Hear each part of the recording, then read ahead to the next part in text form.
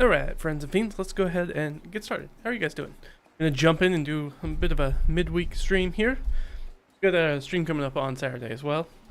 Usual stuff. We're working more on that solo sandbox campaign. We're putting together. I've done some work in between the streams, so things will be a little bit different, but we're just trying to pad that out so we can get to the playing part. We're trying to build out the court over on that side. But for today, and what we're focusing on this stream is going to be the Caliphate. So if you've watched some of the previous streams, we've been working on the Caliphate. This is where the current D&D campaign that I'm running is set. And I guess the easiest way to do that is to go ahead and show you guys. But essentially, I have a giant world. We're zooming in on one specific nation within that world. Easiest way to do this, I think, is going to be to, you know what, let's just show you the world map real quick. So, don't be alarmed. This is going to be perhaps overwhelming. I want to clarify. If you want to run D&D or be a dungeon master or game master for whatever TTRPG, you don't need to do this. This is a weird thing I do. You don't need to do this. You just pick up and play a game. You do not need to do this. I like to have a world where I can set all my games. That's what I wanted to do. It's this grand world building experiment that I've been working on for years. So don't think that you need to get all this done before you can play your first session of D&D or run your first session of D&D. That is not the case and absolutely not what you should do. So, if you're interested in running D&D, just go run D&D. You don't need to do that.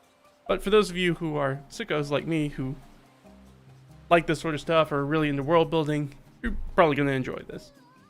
Let's go ahead and, yeah, let's show you the world map real quick. How about you? Alright, so this is one of the world map maps. Atlas maps.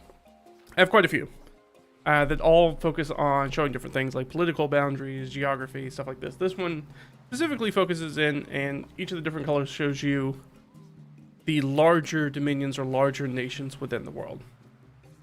And the ones that are red are monster run locations. Those lands where there's some sort of, whether that's a dragon or some sort of demon lord or something is running that. It could, or just a bad human dude is just running that area.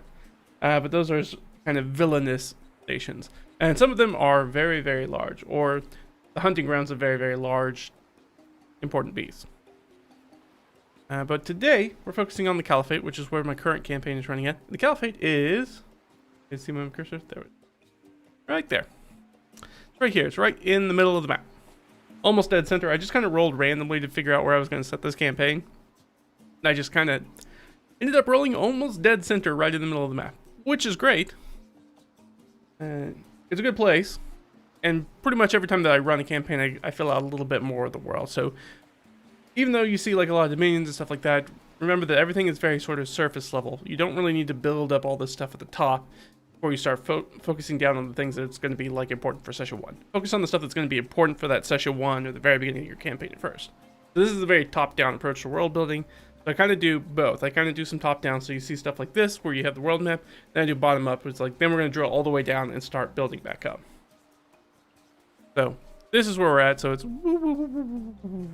it's literally this hex right here is the entire setting for our campaign. And trust me, we will probably not touch almost all of this area. Because even though it only looks like one hex, which doesn't seem like a lot in the map, remember that this map does constitute basically the size of Earth, thereabouts. And so even this one singular little hex guy right in here, from side to side, so from this side to this side, this side, this side, this side, to this side, is 360 nautical miles, which is longer than normal miles. So it is a lot. It's about 6 degrees of longitude and latitude from side to side. So it's a big square. It's a lot of space. We're talking thousands and thousands and thousands of miles. So again, that's we zoom all the way out. That's where we are. And then I can show you, we're going to zoom in. So if you want to see what that one hex looks like, kind of built out, it essentially looks like this. Essentially. So this is the region level map. So we went from that big hexes. The hexes on this side are 60 nautical miles across. So you see that they go all the way across. And this is, so this central area right here, and actually an easier, I can't do that on this one. So an easier way to think about this is really just this central area is the hex that we're talking about. You'll see these grayed out hexes that are around. They kind of show the border of that larger Atlas hex at 360 nautical miles across. So this is where the entire campaign is taking place. In fact, the entire campaign up to this part has pretty much just been in this hex, and probably most of it will be in this hex. So this is the region level, and we're going to zoom in one more time just to show you guys.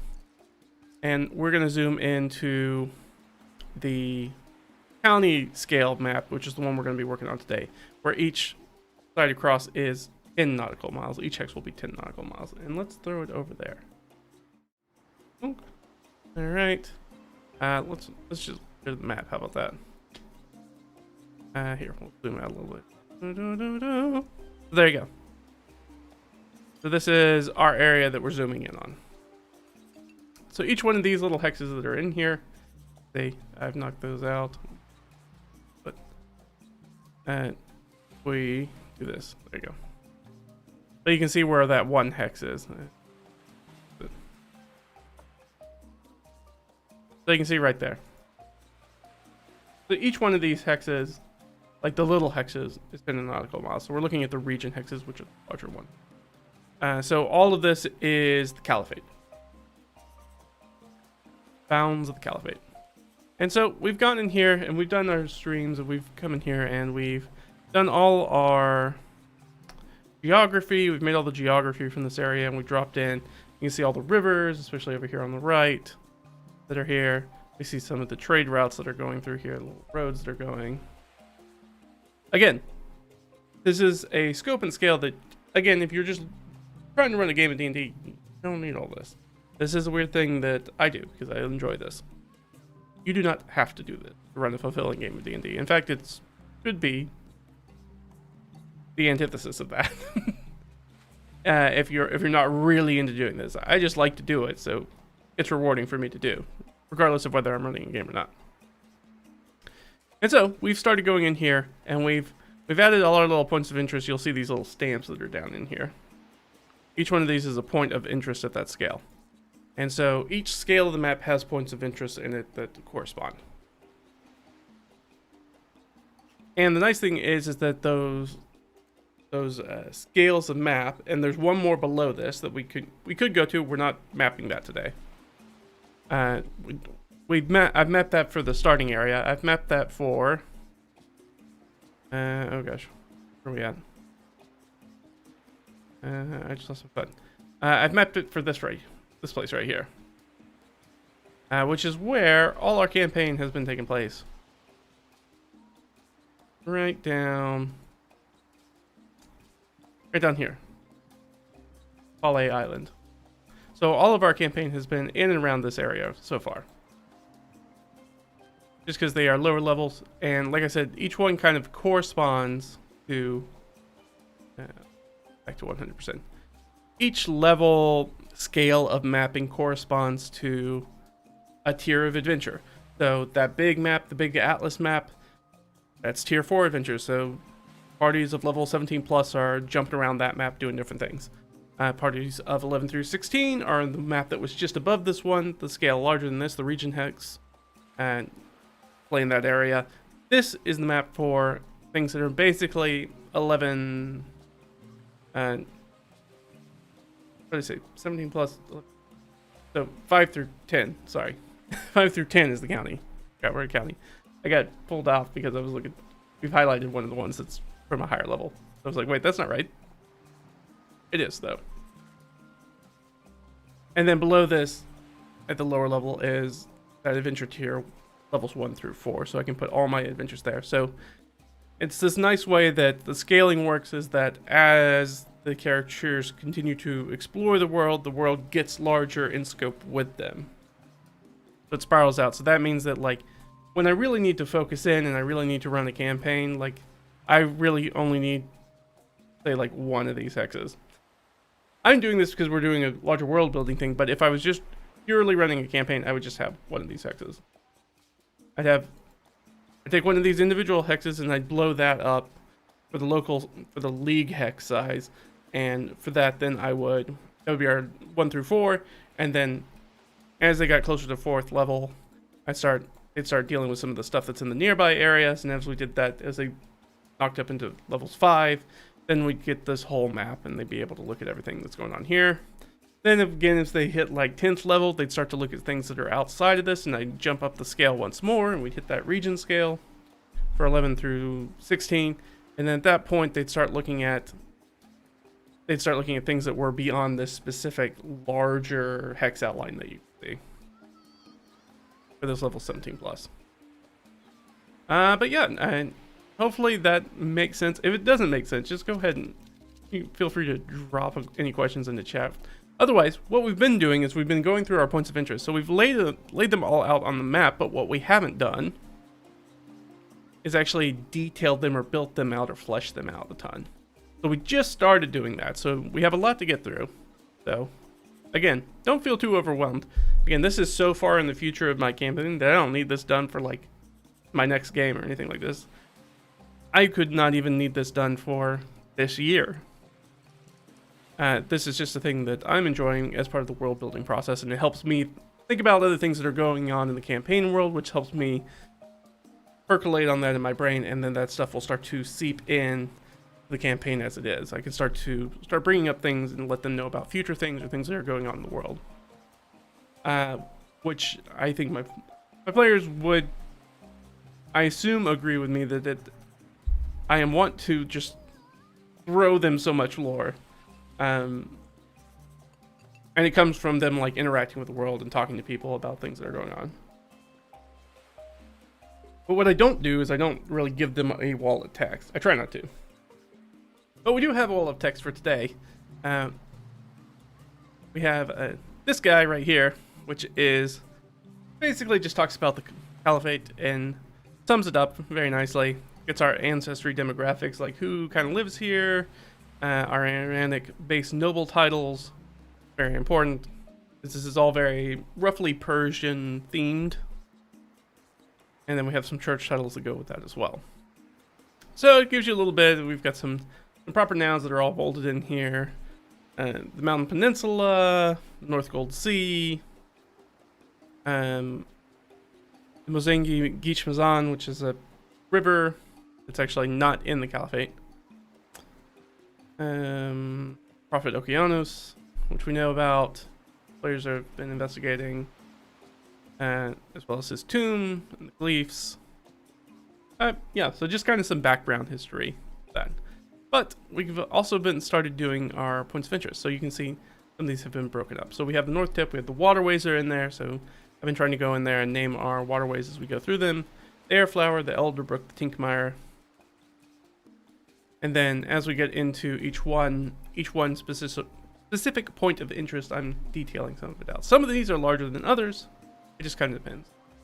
So this is the North Tip. If we look at this, it's right up here. So you can see the Elderbrook, the Airflower, Suncatchbrook, which doesn't go into that. But right here we have Radar Fayez's Manor House. Just what we were looking at here is a cube. So it talks a little bit about who he is. Looks like. And what he does as a noble in this area, because he is a noble. Sort of like what his deal is. We have the Temple of the Pale Stone. Talks about the history of the area before the Caliphate was mired in myth. Arguable that the Temple of the Pale Stone is the oldest temple in the Caliphate, dedicated to Sirius, which is a god in the world, specifically focusing on the weather, which can determine weal and woe for the mountain folk. The surrounding area is occupied by wind elementals, particularly invisible stalkers. Whooshing over and through the valley of the temple, thundering down its dark stone passages. Due to the wind creature's disruption, there is no ordained member in residence, so this is kind of a somewhat abandoned temple. We have Fasha the Pariah, half elf, Made a pariah due to their consistent war hawking towards the minor kingdoms of the eastern ranges, which is the there are some kingdoms that abut the peninsula of the Caliphate. Caliphate is centered on. You can't really see it here, but there are more mountains up here. Like, this is just the tip of them that we're seeing. But everything, you can see the other parts of the peninsula down here. Let me zoom out a little bit, actually.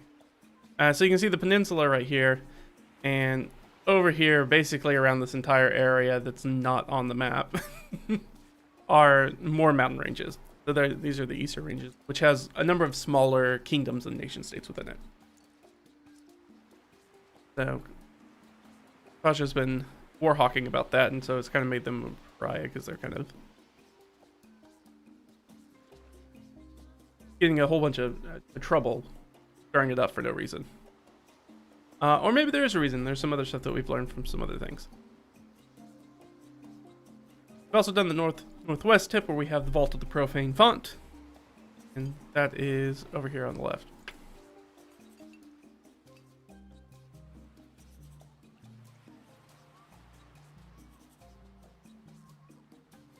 That's the Vault of the Profane Font.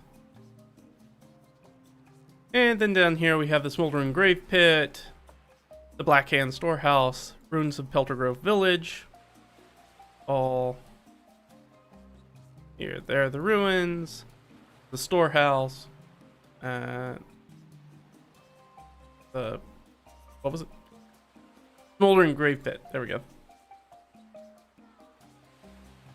And you'll also say that we have Velocichin, the Suncatch Brook, and the Airflower in that area. We can go over here, and we've also done this area over here. Ishgaf Jafar's Stormwood Keep. Kilvar's Rest. There's Kilvar's Rest. And then we've done this little tip over here, where there's a Flynn, I believe. Yeah, the Flynn's Arrival. So we've got that. This is an APL 09, which means this is average party level 9 is who's supposed to be leveled for dealing with this. There are places that you can go in the world with the campaign that I'm running. It's like, hey, if you guys go far afield, you might run into nasty stuff. So be careful. And there's not a lot of ways diegetically within the campaign to communicate always with the player characters. Like, hey, this is beyond your kin. This is not something you can handle yet. You do your best to kind of give them that information, but then sometimes you have to come both. Like, hey, just so you guys know, this is a very, very difficult threat. And maybe it's not something that you guys can deal with, at least directly.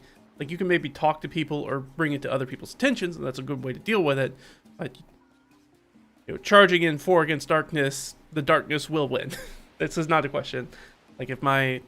they're level 2 right now. If my level 2 party was like, we're going to go deal with this Flynn, if they got... I mean, they're very far away from it, but hypothetically.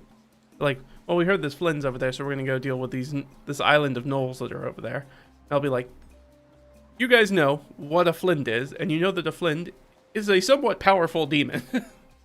Or powerful fiend, I should say. No, they're a demon, right? Yeah, they're not a devil. They're a demon, I believe. So it's like, if you go over there, that Flynn's gonna flay you. You're not gonna make it back.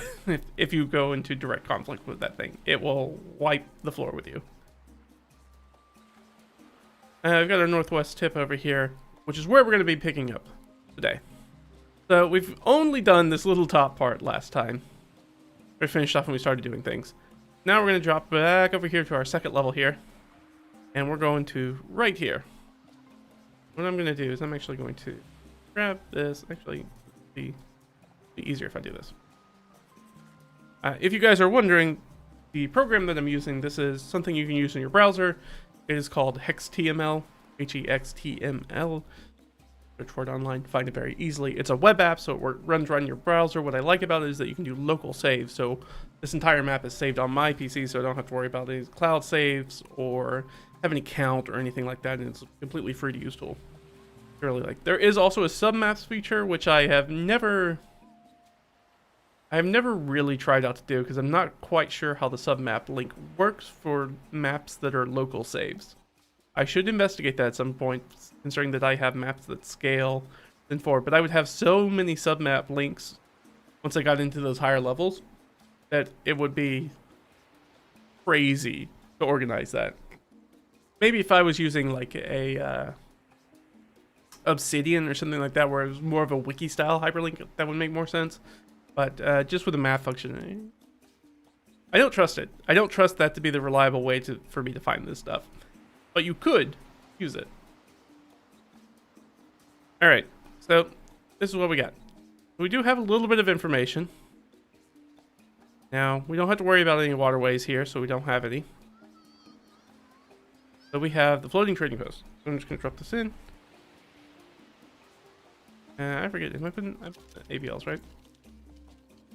So we can determine an APL for this, which is going to be really easy for us. We're just going to roll a d6 and add 4. 1 plus 4 is 5. Oh, 5.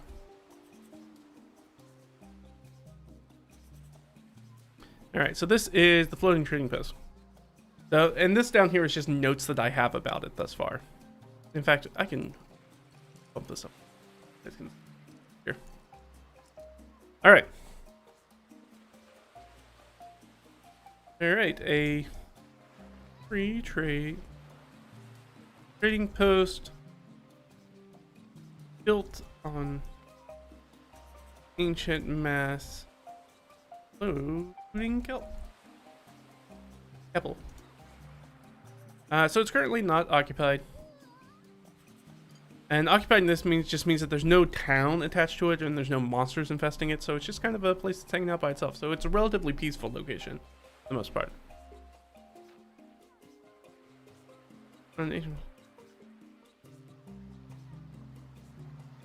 At the, we'll say the fringes.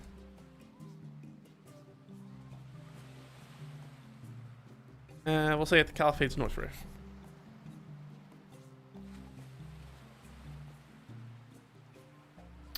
Is there anything that we really want to say about it? Because here's the thing: is that it's super simple. I guess what we should determine is, because it is a trading post, as to how much sort of trade it can do will be helpful. We could also give it an NPC if we wanted to give it an NPC that sort of like runs it. I get the idea that it's more of like a free floating market, which I think is what I'm going to go with. I don't really necessarily want it to be just like one big building general store outfitter kind of thing. I want it to be like this weird market that kind of floats on this mass of kelp. It's a sort of almost like Tortuga-esque, because it's a free area. So there's not a ton of law here.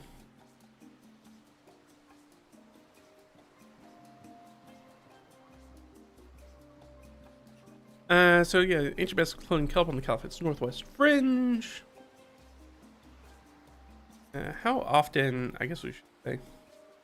And trading post consists. I guess I should say comprises a myriad freestanding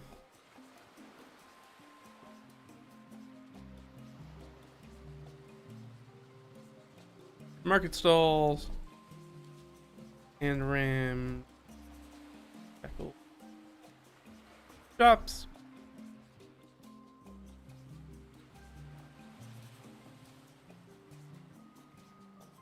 Made from, we'll say primarily.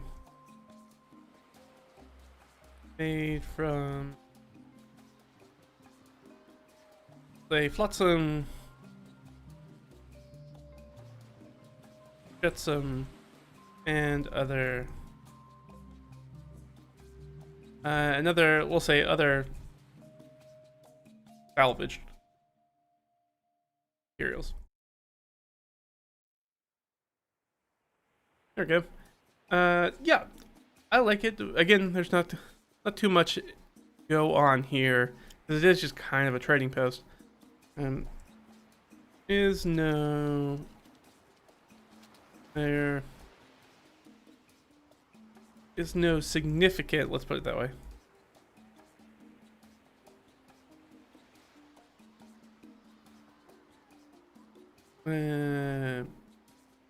Population of permanent residents.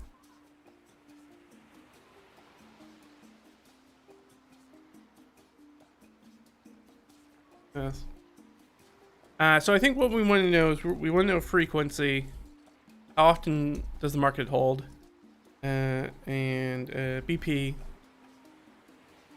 Shorthand for buying power. The amount of basically trade that it can do. Like, hey, if you go there, are there going to be healing potions available? Yes or no? Which is usually a function of the population, but when there's no population, we're going to have to figure that out. So a population, I guess I would say that an equitable population for something of this size would be a village. So I guess I'll just roll on a village, which I don't really need to take the 10%. I can just roll the dice. Let's do that.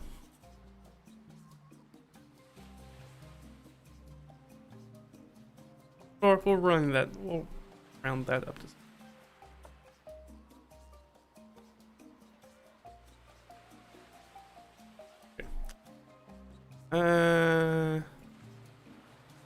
Frequency.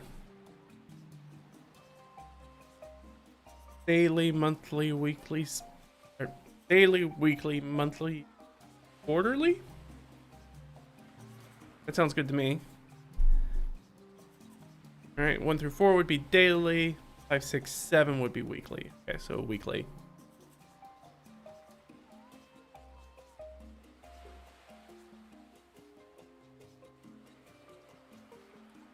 Not a significant population for mass. Market days are held once a week. We'll say are generally.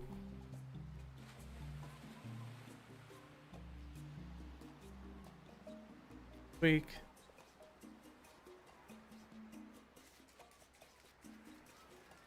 And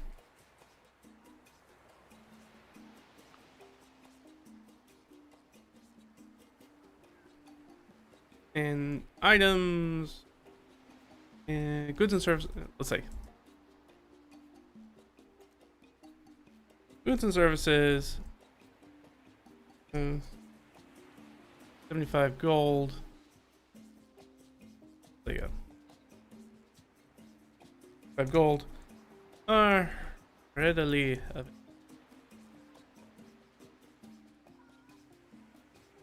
There we go.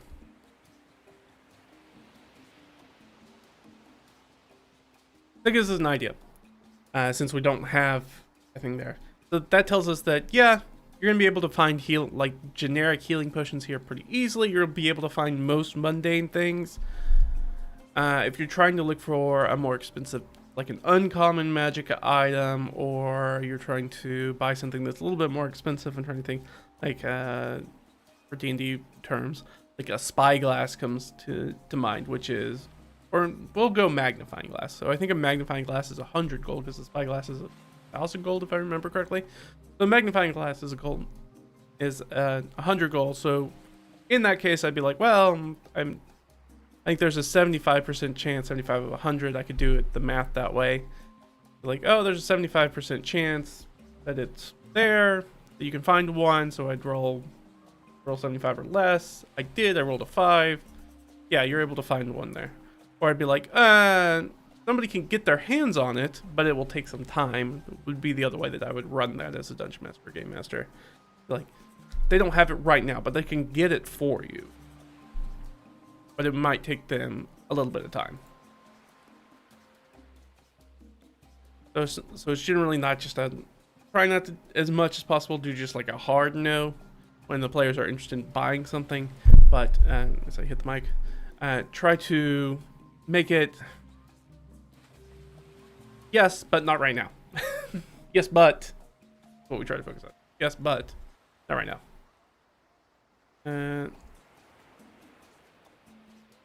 And we'll just put, I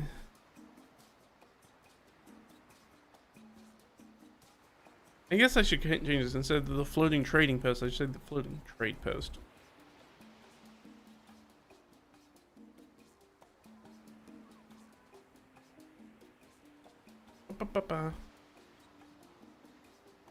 And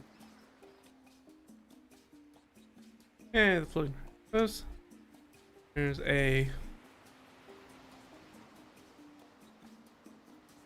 chance to encounter bandits, ill folk,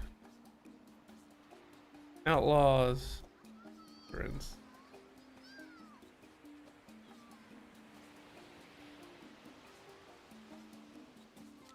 Boom. Nice and easy. So this last part here, and I'll actually probably something that I would want to look at was here, as well as didn't start G.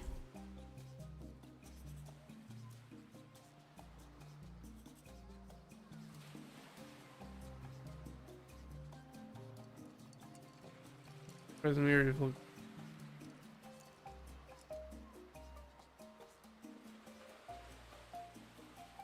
just gonna say our held ones. No need to have that weasel word in there. We'll fix that. Alright. So I like having this at the bottom. This 1 in 6 chance. It's just, hey, if the players go here, they decide to go here. I'd be like, oh, well, nice thing is that I can roll a 1 in 6 chance to be like, is it a market day? If I roll a 6, it is. It's not, hey, is there anybody here? No. Okay. In that case, 1 might be yes. And if that was, then it'd be like, as you guys rock up to the floating trading post, you realize that there are a bunch of, there are some people here, and then I'd probably roll for that and be like, oh, or what kind of people are here? Or, you notice that there are a bunch of vagrants that kind of like, they're like scrounging around in those stalls and ramshackle buildings looking for detritus or things of value for themselves. Some of them are looking for food, some of them are looking for loot, scavenging, or materials to make things, all sorts of stuff. Which would be great, because that means you're going to show up and then there might not be a market day there, but you can ask them, when is the next market day? They can tell you. It's like, oh, it's in 2 days or something like that. If you want, the players decide they want to hang out there and then have a couple of days of downtime while they wait. They can ask the vagrants for anything that's going on in the area, where jump back to the map and be like, oh, well, is there anything in the area they might know about? The closest thing would probably be this guy down here. There are some ruins that we don't know anything about yet. But they would know and be like, oh, if you travel... This is roughly, I say, one of these hexes that we're looking at here. They're about 10 nautical miles. Constitutes about a day of travel. About 12 miles. Assuming that you're, loaded up and trekking and that kind of stuff. So, like, oh, roughly 2 days southwest of here, there are some ruins, and they can tell you a little bit about the ruins, which they may or may not have accurate information about. Or they might not know anything about it at all. Or they might know something about this monster over here, which we're going to figure out a little bit more about here in a second. But that's everything that's in this northwest tip. That was the only point of interest here. So keep moving on. You'll notice that there's lots of areas where there aren't a lot of points of interest, but then if we get down into area where there's a lot more people, you notice that the frequency of points of interest pick up a lot.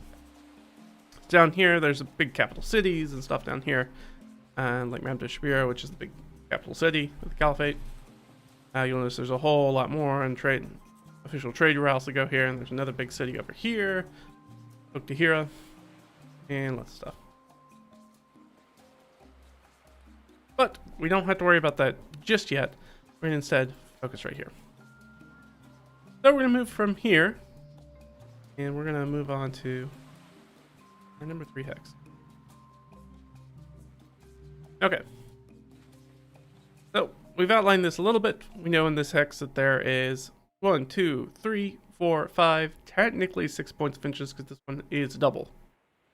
That's one of the things I do. If you ever watch some of the other things that watch me do mapping, you want to see some of that in action. We've been doing it for the solo campaign. There's a whole little playlist that we've got for the new solo campaign that's coming up, where it shows me putting down these points of interest down on the map. And there's one of my 1d20 results that I can get is, hey, roll twice and pick both. And this would be one of those instances. There's actually 2 points of interest in the same area. So we have a landmark, we've got a village, we've got some sort of construction plus our hazard. We've got the Fey Witch Dogs, and we've got the former adventurer living down here. Here's the former adventurer, they're the Witch Dogs. But we're going to start right here. We're just going to take the little notes that we have. We'll drop those in right here. Let's determine our APL here.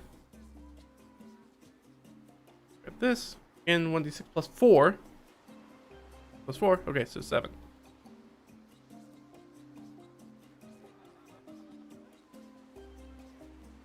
You 7. Did I do that correctly? I can't remember. No, it needs a dash. We're going to keep the same format. Okay. Alright, so the landmark that I had here was coming on. Some of them on the spot, some of them I didn't detail, some of them I did detail a little bit. We have a giant shark that cleaved through the land here. So this is an area, so this looks like it's marsh, that's the tile, but this is the ocean. And I'm using marsh to signify anything that's like shoals or sandbars or sargassum or anything like that that might be in the area. Anything that would essentially be a difficult, like you wouldn't want to try to maneuver a ship through it. You're likely to wreck your ship if you go through that. So I'm going to say that there's going to be like a big sandbar.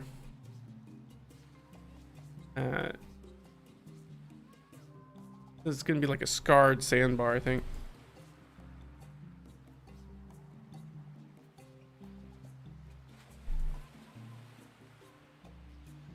Do we just call it the scarred sandbar? I guess so. I'll say shark scarred. There we go. That'll be our landmark.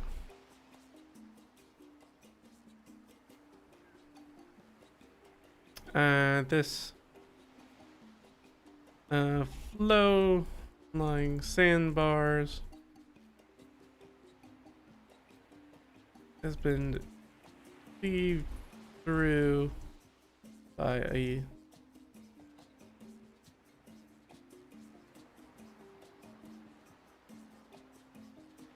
aquatic. Okay. Do we want to ask any questions about this? The area of the low light. Cleaved through by a large aquatic creature. We know that that's gonna be a shark. That's end up what it being. We'll say giant shark. And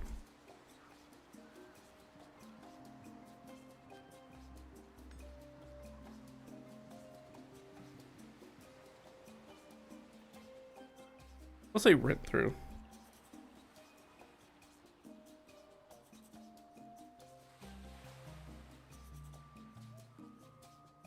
Yeah, I don't like that. Rent through. Sometimes, especially with like some of the landmarks, it's just like it's just a way for people to let you know where you are. Especially since there's no people living here. So one of the things I do want to know, because I don't have it on here, is how old this thing is. All right, so it's recent.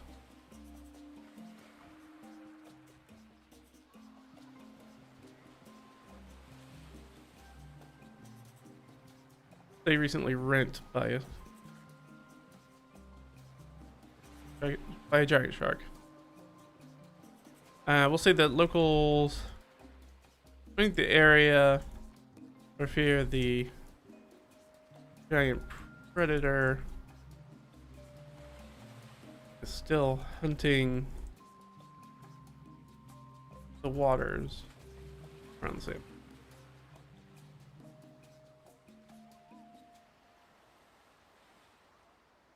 So there's no settlement here. a good question to ask would be like, was there a settlement previously? I think that's unlikely. Kind of. Okay, the answer is going to be no on that.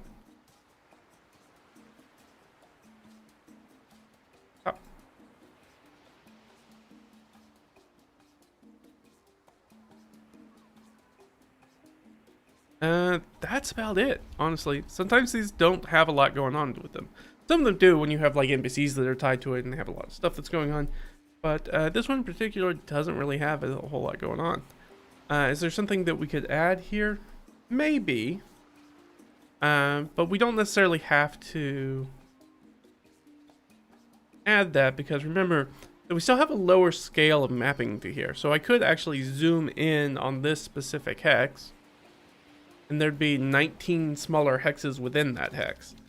At which point there might be a village or a hamlet or some sort of population center in there, something in the area, but nothing that's nothing at this scale. Essentially, there's no larger village here.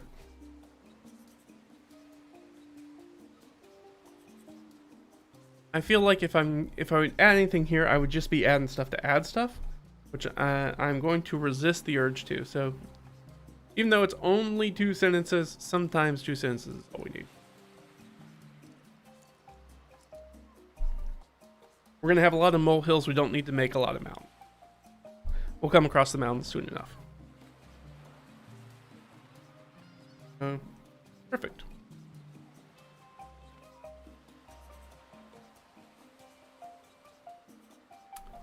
Yeah, I don't think there's anything else to add here. It's just, it was such a basic, very simple location. And a lot of the landmarks are. But the nice thing is the landmarks are used as landmarks. I mean, like, if you were in this village and you were trying to, I don't know, go somewhere, and somebody was trying to give you directions, they would probably give you directions about the sandbars. Like, hey, when you see these, then you need to start going east, or you're on the right path, continue northeast, or wherever they were going. So next up is going to be this settlement.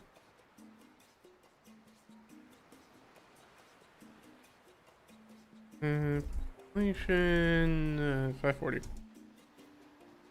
I think I've done a village yet already, right?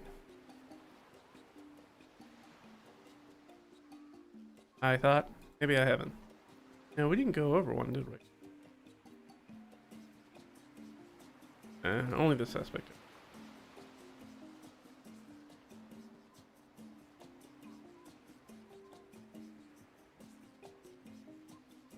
Yeah. So that's fine.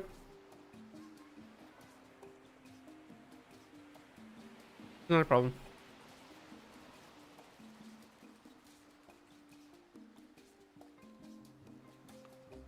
And we'll just go ahead and drop this down.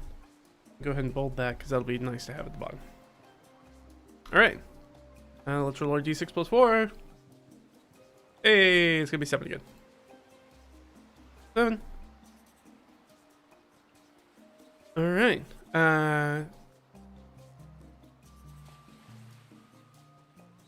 We could come up with a name for the village. Usually the villages are the lowest level of settlement that I would come up with a name for. See, I can't remember if I've added anything to settlement naming. Have I? I don't think so. That would be too useful. I have not. Let me throw you back to my face real quick. Hi. And as I do that, I'm going to see if I can pull up the document with the naming in it.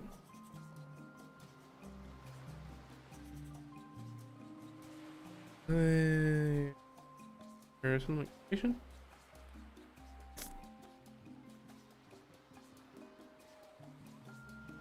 Yeah, we're gonna use this document. I've got this thing written down a few different ways in a few different places. So I think we can use this one. Yeah, I think that'll work. Alright, let me throw you guys back over. Alright. I'm gonna roll a d6. Actually, you know what? I just been using the Ironsworn one. Should I use the? I'm gonna pull up the Ironsworn one just in case. Do this off camera. Pull it up very quickly. Look at that one because the Ironsworn has one as well, and I've been messing around with the Ironsworn stuff recently. But I haven't done a lot of naming. I'm trying to take a look at both. How about that? Come on, here we go.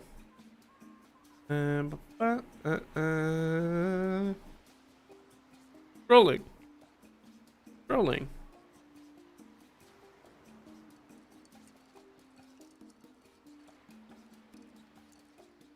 All right, and both of these are going to use a D6. Well, technically one uses a D8 because it's D7, but okay.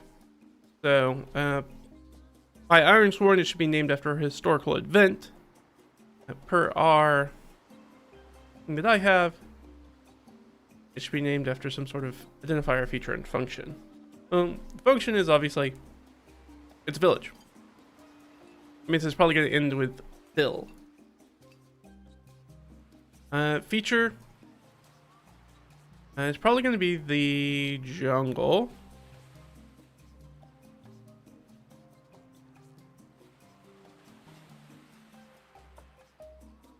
And then we can roll a d10 for our identifier.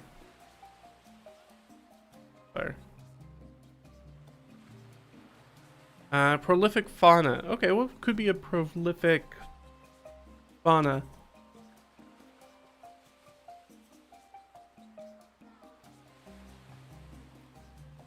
This would be one of the things where it's just like, sometimes it's just useful to do like a Google search. And we can just go, let's say, full island fauna. And it'll probably just give us some stuff.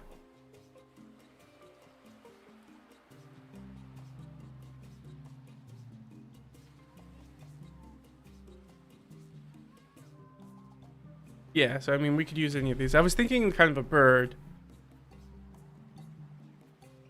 Toucan would be interesting.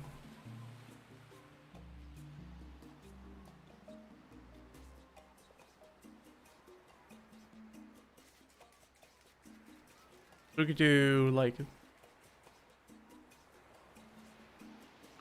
be like Toucan Woodville. And that's a little bit of a mouthful.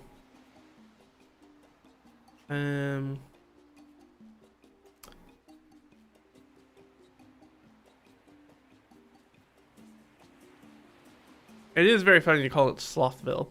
It does make me kind of want to just call it Slothville. I was thinking also monkeys.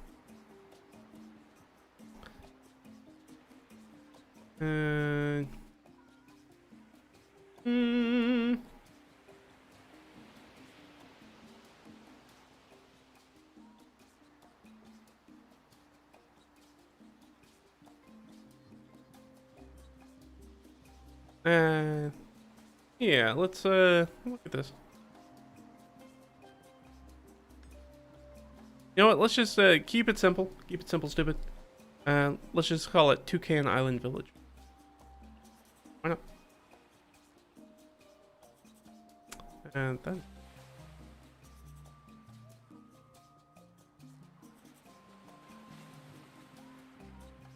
very simple. All right.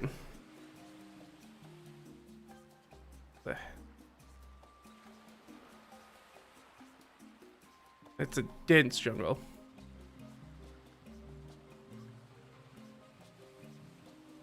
That dense jungle island. We'll say the village. It's on a dense jungle island.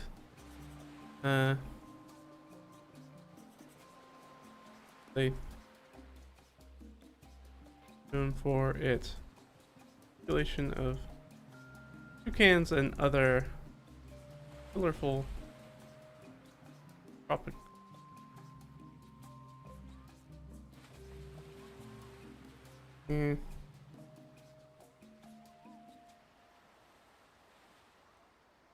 I guess we should determine who's actually in charge here. This is something that I've been trying to do more of.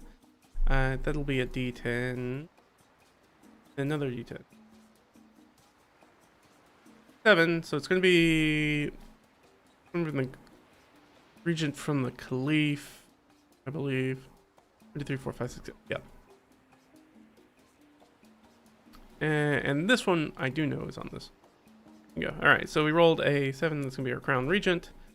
We're gonna bust them up from local. There's a castle in here. You can call them whatever you want.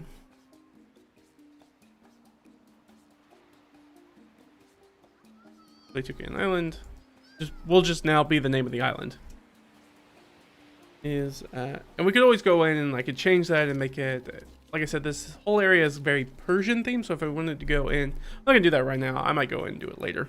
Is I go in there and transliterate a little bit of these words: Toucan, island, and village. Between what have I been using?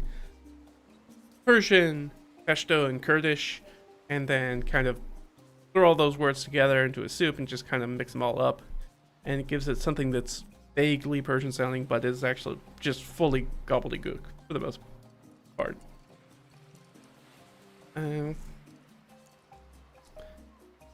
Is overseen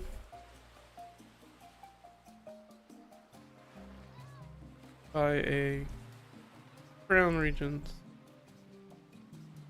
crown castellan. I should say by crown castellan.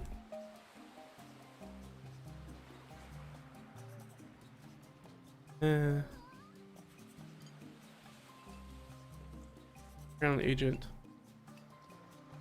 What would be that? Castellan. Yeah, let's come up with a name for this guy. Well, we've got our things here, so if we can jump over here, we can go back up, go down here, roll a D100 to see kind of what ancestry this guy is. Or gal, we don't know who they are yet. I'm gonna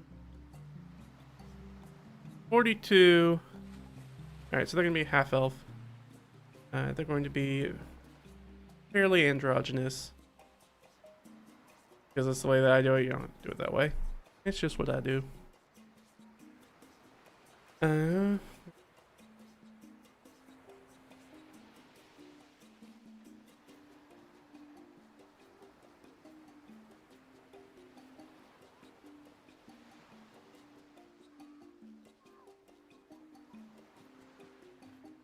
And then what it will do is I'll ultimately just see. I think it's extremely likely, but I'll check just in case. It is in fact. I'm gonna pull up Xanathar's guide. I should have brought that up earlier. So I could use the names.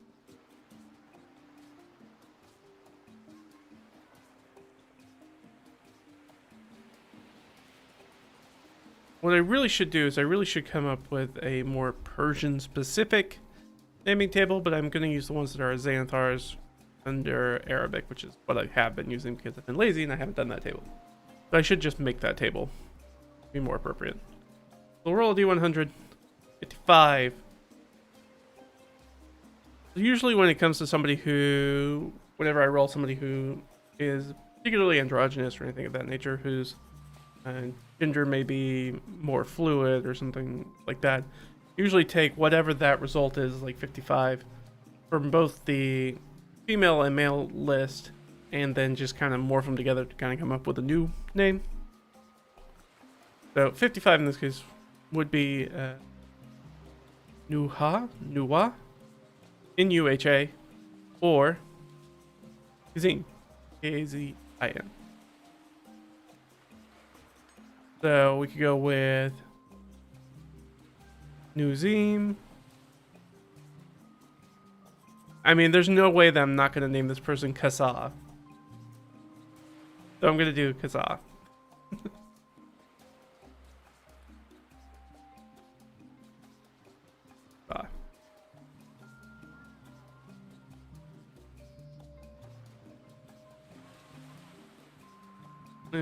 Half elf.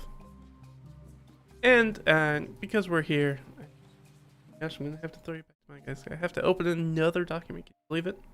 Can you believe it? I'm just gonna pull up the nice simple one, and just to get some NPC stuff. NPC. Use my quick one. So I'm gonna roll a d6. I'm actually gonna roll 3d6, and then 2d.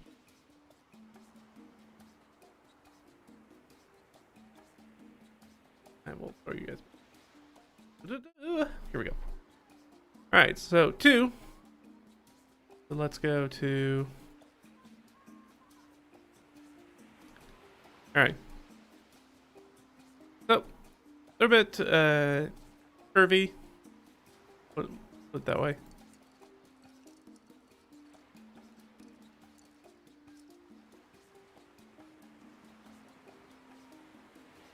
And we'll say, I don't know.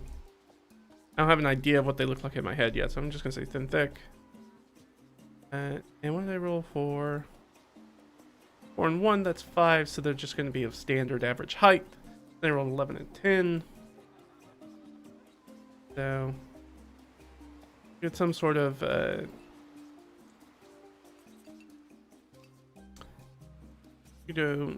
something interesting that's going on, a memorable NPC element that could be their hair.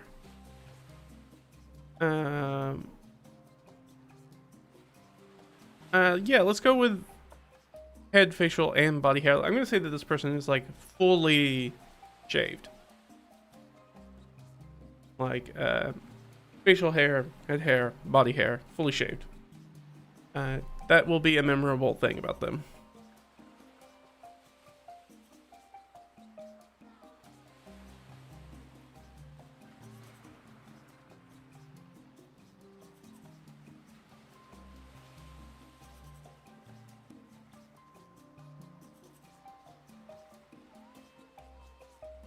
Is there anything else we really need to know about them? Not really. You know, they're a Castellan. This is a lower level regent. So somebody who is like appointed, they're a bureaucrat. They're not like a noble. They don't have like a hereditary hold on this specific plot of land or anything. They don't necessarily lord over it, and their children won't lord over Toucan Island Village. Just they do for now, because they have been appointed by the Caliphate. And I guess I should say that instead of Crown Agent. I'll say Caliphate.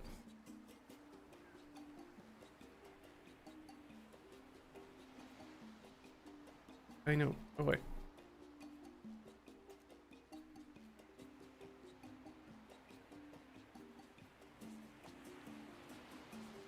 Is there anything else that we need to add to this village? Well, we know we know the population, so we're going to know their buying power, that BP that I talked about in the previous, or on the trading post, which is basically just 10% of the population, so I can drop this down. And so you'll, of course, be able to buy things like standard healing potions here as well when they get here, because they will have 54 as their buying power. So yeah, I mean, you can get most things, you can get most average items here, most mundane stuff. But hey, if you're looking for a suit of plate armor or something like that, they're probably not going to have anybody who's here that's going to be able to make that. Again, maybe you can get it delivered here, but that requires a very skilled craftsperson to do, so you might need to go someplace to have them like, fit you for it. As despite sometimes what D&D would lead you to believe, you can't just like buy plate armor off the rack. Like it's like getting a suit. It needs to be fully tailored. It's a metal suit. It needs to be fully tailored to your actual proportions to operate fully, or else it's going to be too tight and too loose in other places. It really needs to be made specifically for your body. We play very loosey-goosey with that in D&D specifically, but yeah, you would really need to get it tailored to you. But usually it would be like if my players, their characters, killed an enemy that had plate armor, and they had a fighter or paladin in the group who wanted plate armor because they're low level. I'd be like, oh, you can take this, and assuming that they're medium and that person was medium, like you can take this to a smith, like an armor smith, and probably have it adjusted for you And that's going to be like some percentage of the total overall cost of what the plate mail would be. But if obviously they were a small creature or a large creature, that's not going to work.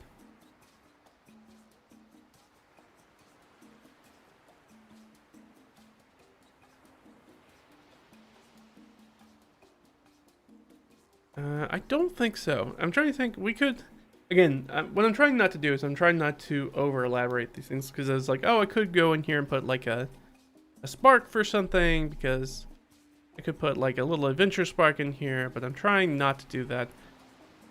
I have a tendency to overdo that, and I will drop way too many plot threads in.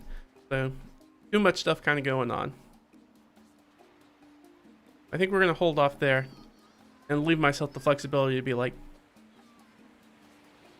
we know that there's not monsters here, just people here. If I wanted to add some sort of spark, I guess I could. You know what? No, I'm not going to do it, because I have to go dig out the resource for it. Because I put the table away, surprisingly. Usually I have it right next to me, which is an Oracle table, the D100, that I've been using out from Pillow Dark. Got it because I just had it open not that long ago. The digital version. Usually I use the cheat version, but I moved it. Dark Solo. Dark. There we go. I realize you can't see what I'm doing. Pulling it up.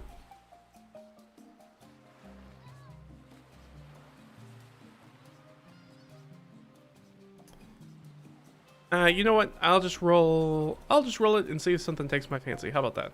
And if it doesn't, then it doesn't. 78. Which would be sacrifice and 90. Sacrifice order.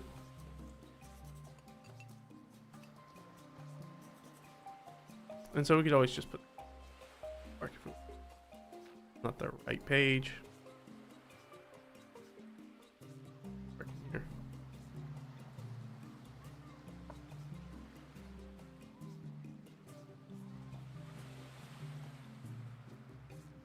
And a spark is just like that. It's not a fire.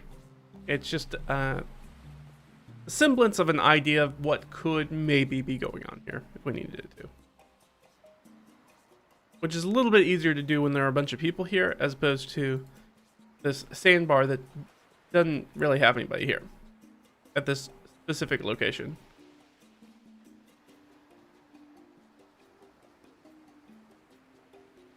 So sacrifice order could be like, there's something.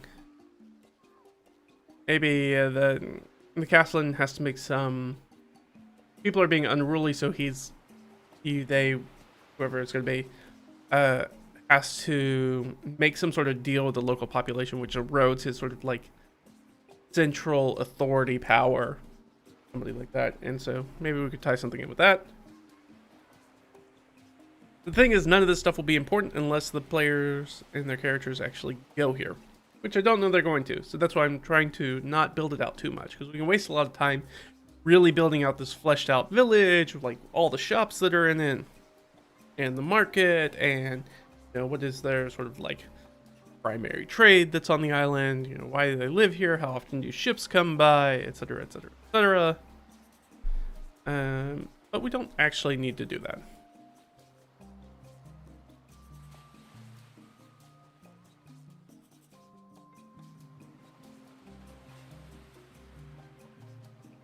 I was thinking about changing the name. I was thinking it's like, could be Toucan Island Port. Obviously, there's got to be a port here because it's the only way people can get in and away from here. But Toucan Island Village sounds fine. I would probably change it. You know, there's no reason I shouldn't do that. Make it Port Toucan. But that makes it, I don't know, in my mind that makes it seem like it's a larger place than it is. It's not a very large place. So I'll keep it as it is. Alright.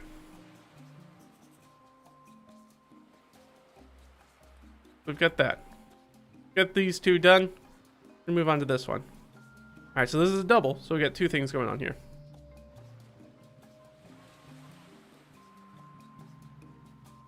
We got a construction and a hazard. What do we know about these? Nothing. So this got to the point where I was like, I don't have anything down for these. We're gonna have to do these Live, baby. Doing it live. You know what? I don't want to close all these documents. I'm going to leave that guy open. In case I need to do more sparks. Alright, so we've got a construction hazard. We need to know our average party level. Again, that's 1d6 plus 4 in this case. Cute. APL 6.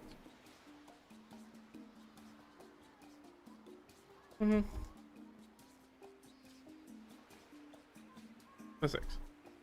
Alright. We're just going to come in here, and because I don't have anything, I'm going to have to make some notes first, and then we're going to make some notes, and then we'll jump back in. Alright, so the first thing we're doing is a construction.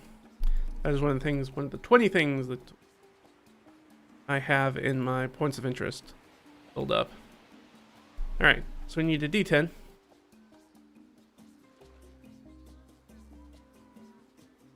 D6. 1 and 1. Alright, so somebody's building a village. Or was building a village.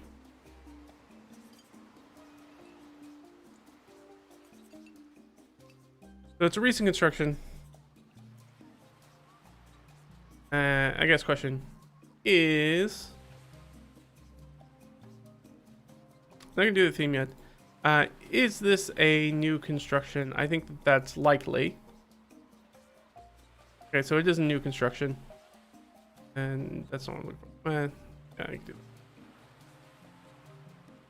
New construction, and... Oh, alright, 1 and 3. So, that is going to be...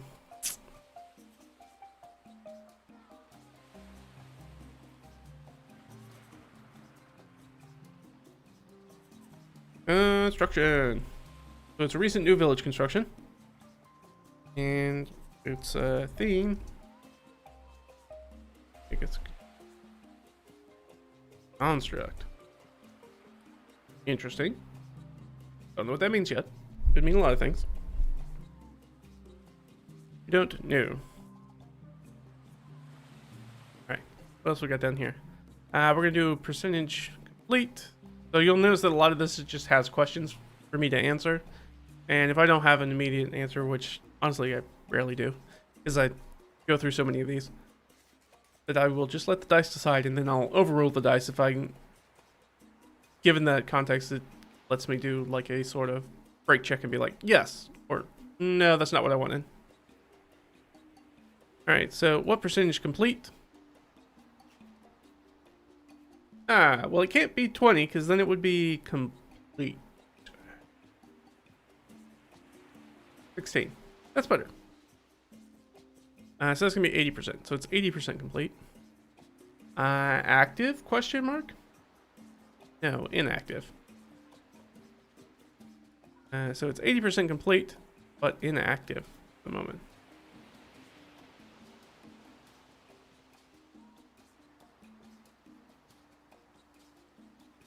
So they're not working on it. So we'll need to know a reason why they're not working on it. Which, you know, honestly probably has something to do with the hazard. More than likely.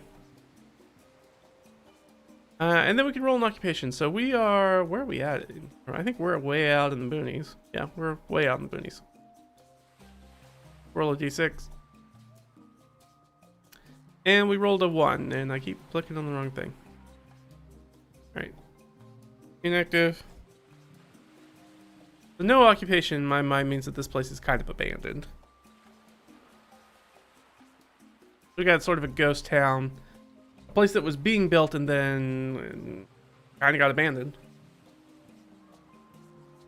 Maybe. There's still a chance that the hazard, which I'm going to do right now, just because we think that the hazard, there's a chance that the hazard will make sense as to why construction has stopped. And so I want to know what the hazard is before I continue onward. Developing that. So hazard is the last thing down here.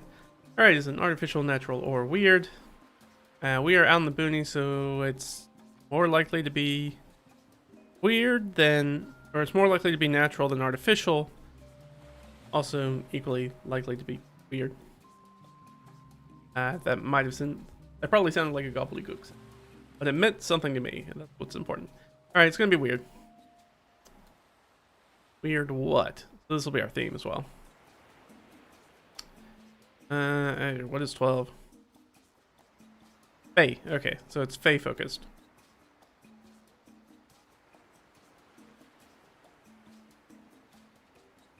And 2d6. I really need to stand a little bit on this guy, but I rolled a. Usually, I'll roll. A lot of times, I will roll on the table twice, and I'll do that, and I'll take both results and see if I can push them together, make something more interesting. If not, then I just take whichever one I like better, or that makes more sense. So I got a 2 and a 4. So some sort of trap has been laid, or some sort of environment or terrain feature. Let's look at our map. Where are we at? So we're kind of out in the water. So it could be fully out in the water. Unlikely if we're building a village. But it's underwater. But it could always be like sea elves or something like that. But it is likely that we will probably have some sort of tiny island that's there. Not as large as, say, Toucan Island. It again is only about like 10 miles across. It's still a relatively small island. But something down here might be only 2 miles across. Or 2 nautical miles. So, 2 and some change. Across. So it shows up as mostly water, but it could be a tiny island. Alright, well, it's got to be something weird, and it's got to be something Fae focused. Let's lean into that. So, some sort of Fae environmental terrain thing or trap. So, a Fae. What seems like a. This is very Fae already. Some sort of trap that brings you in, or environmental terrain. Ooh, this would be a really fun one to be like, for those of you who are familiar with Curse of Strahd, basically the way that you get anybody to Barovia is through the mist. This could be a good way to like have Fae mist that kind of skirt over the island occasionally, and when they do, people go missing in the mist. Don't have to overthink it. So it's both a trap, like somebody's like pulling them in forcefully, but also it is just the environment. I like it. No real reason to mess with it. Famous that it's I guess we'll say the Feywild. We'll say Feywild question. Question mark? Then I'll put a little. Or we'll say like a pocket domain. Pocket domain? Question mark? I kind of like the idea because this is a very still relatively low level. Even though I think Strahd you started like level 3. So, but for the danger of this action going to be something that's going to be APL 6, it does make thing like you could do some planes jumping at level 6. I'm pretty sure Witch Light is easily within those levels. I think, again, kind of plays through that level. So you could do something like that. Like, you could send the Feywild. It's almost nicer to have it.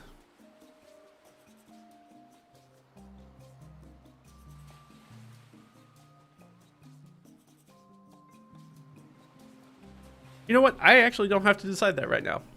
We don't have to nail that down. There's no reason we need to do that. But yeah, I think we can very clearly see why construction stopped. People went missing. Actually, the entire construction crew could be gone. Like, all the people who were here working on the village could be just gone. Maybe... I like, if we want to lean into the construct theme, maybe there's some like low-level automatons that are still around. I like that.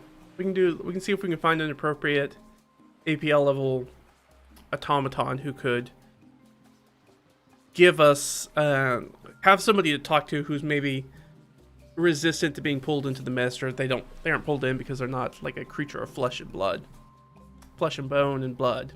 That could be that sounds very Fae like oh, we don't want the metal people. Hey, how are you doing? we are filling out points of interest on our county hex map. We'll zoom out real quick. So we've got all our points of interest for this big old map, big honking map, laid down, but we're just fleshing them out a little bit. Down to where I was. Right here.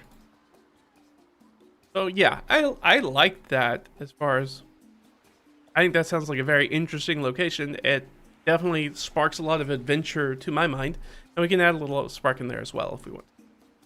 So let's we want to do that. Let's find out about the middleman first. So I'm gonna go over here to 5e tool, and I'm gonna run over here to the bestiary, and I'm gonna get in here in the filters, and I'm gonna run down here, and I'm gonna go, I need something that's a construct, and I need something that can't be more than I think 6 is good. Even though technically I could make, since it could be a solo, it could be higher, but I like keeping it thereabouts. Let's go 5 to 6. Let's keep it in the range. How about that? No, because it makes sense to have a lot. It could be a number of small ones as well. Oh goodness, they gave us a lot. We have a lot of constructs to choose from. And go to ooh, I like this living crystal statue. That's cool. Oh, right. I think this is actually in the area. Sorry, I'm in a campaign where I'm playing in Ghost of Salt Marsh. I think I'm literally in the area where this guy is. From what I remember of flipping through the book. I'm trying not to flip through it because I'm not running it. A Mecha Chimera. I'm thinking it really needs to be something that's what's this Astarian drone?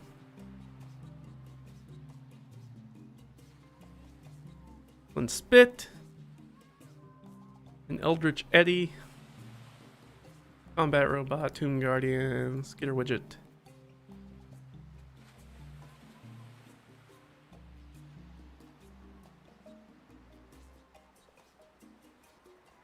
Living Iron Statue.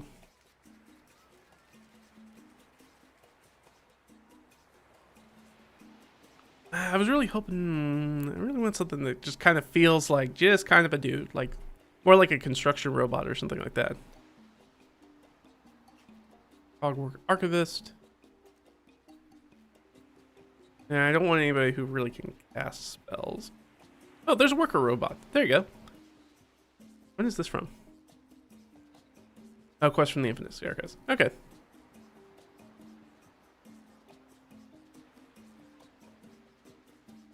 Medium, it's got a cargo tentacle. And a tractor beam. Okay. That's a little weird, but I think we can use that. I like that. I like that better than using Modrons, which is kind of the go-to. Puppet Village. The villagers look normal, except they wear a lot of clothes. Well, we know the villagers are missing, is the thing. Is we want to lean into that hazard aspect. Some Fae made a contract with the village to save them from a plague. He did so by turning the villagers. Oh, yeah. That could be interesting. Yeah, I like that. That's not terrible. Cool idea. I like that.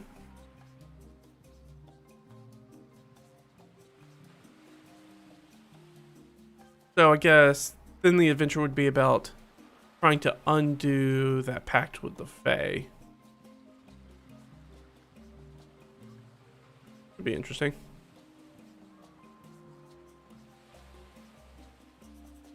Could maybe even do a synthesis where some of the people's consciousness got trapped in these worker robot bodies. Interesting. There's only a few of them around, and so their bodies got transferred, but their persona, their being, spirit, whatever it is, got here and did a little ghost in the machine and got tied into being these worker robots. But so they have no need to eat or sleep or any of the normal things that people need to do, but also they don't have a lot that they can do. They're immune to being exhausted. could be interesting.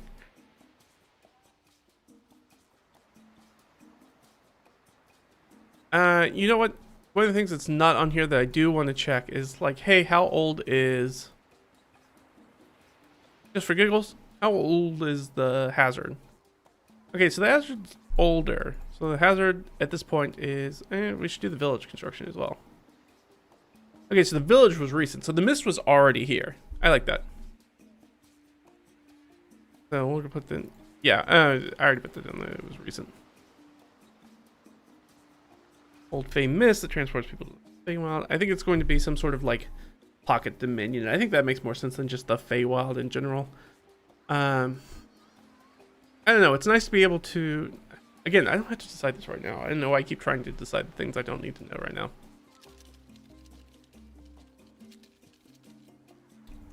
You said village construction and abandoned.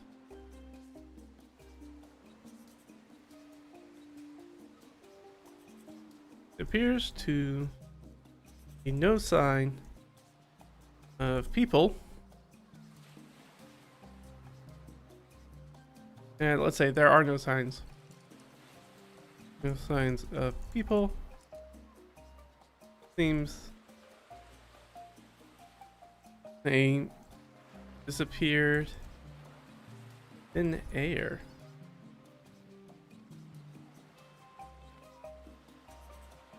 Village is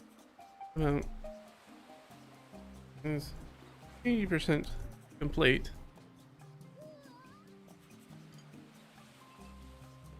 But the only occupants in the area are I guess we could just build it. I mean, we could just build it. I don't think I can search for it that way, can I? No. Utilities. No, not the homebrew builder. You know, there is a way to get to an encounter builder where every time I just makes it count. Not what I want. So let's look for counter builder 14. These guys are CR3. I don't need to know the specifics. I just something that is roughly CR3. So CR3, CR3, CR3. Where are you at? Come on. There's a CR3. Alright. So again, these are supposed to be a party level 6. So according to this, 3 would be too hard, but 2 would be easy.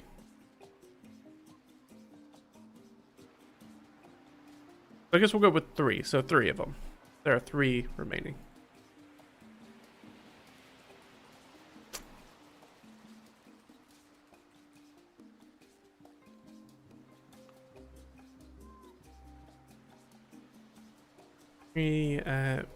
Gosh, what were these guys called?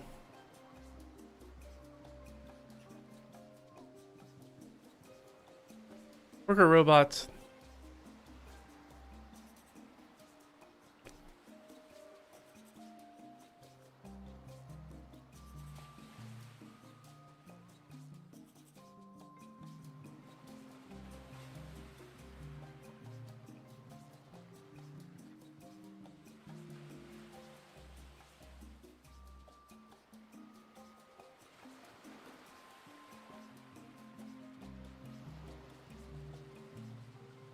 So the worker robots appear to be manifested with spirit of the missing workers slash villagers.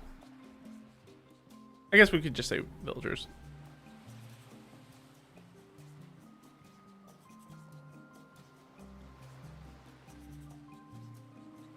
That strange miss roll through we'll say strange miss most appeared into strange miss stick into some Fey realm. Well, or we'll see. Okay.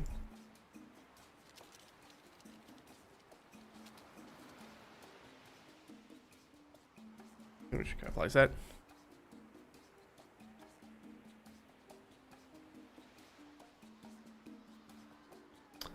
Yeah, I think that kind of gives us everything we want.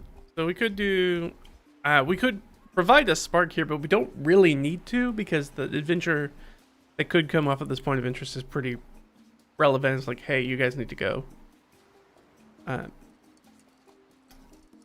You guys need to go into the mist and find our people and bring them the hell back if you can. Shadow Village, the people were transformed into shadows that now hunt the place. They tried to spread to gain help to live. Oh, yeah. I like this transference thing. I think we're gonna stick with that. That is very. I like the ghost of the machine aspect to it. I think it's really cool. Neat. It's not something doing a little synthesis of the ideas.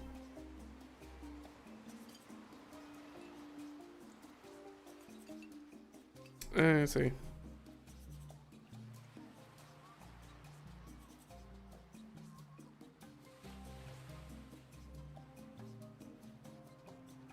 And they relate most.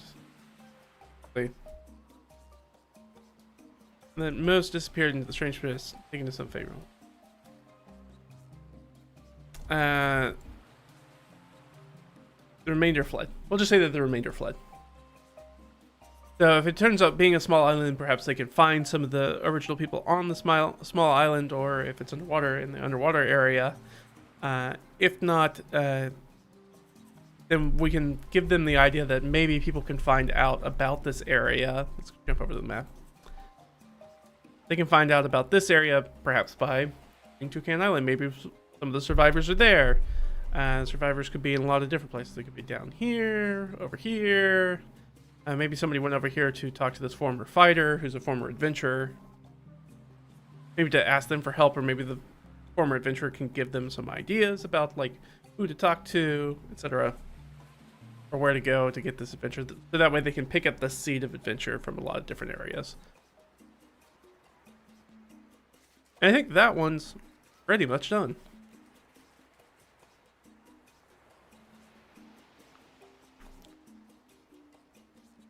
I can actually make it nice and easy at a glance. All right, the Fey Witch Dogs. Let's get to. Did I have an AP alpha? I did not. Even though it did Sea Hag plus Yeth Hound.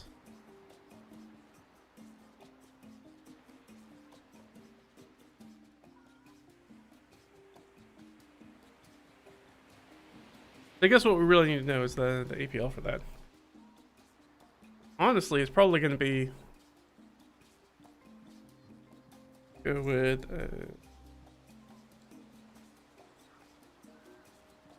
so a Sea Hag is what DC or CR? Sorry, CR2, so not very high.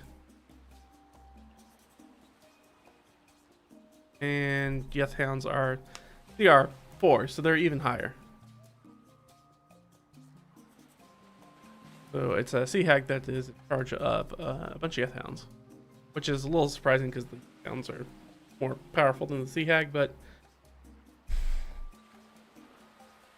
one of them's a dog. And they've got an intelligence of 5, so there's probably a reason they're staying with the old Sea Hag.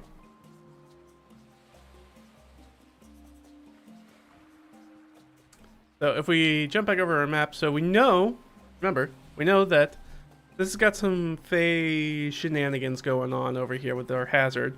And we've got this roaming area with these Fey witch dogs. So if we want to do that, we can be like, maybe those two things are related.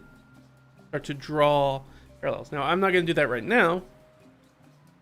Necessarily. I might insinuate that or allude to it in our description, but I don't want to make that connection necessarily concrete in my notes. That way I have the flexibility to grab it if I want to, not grab it if I want to. Mirage, the Howl Village, there's only one mage that's gone crazy after some village was burnt down. I think I already have a point of interest that's very, very close to that. It's a very good idea, though. I think I've used it. Yeah, they're witch dogs. So they're Yeth hounds. But I think we are reskinning them because I think Yeth hounds are technically fiends?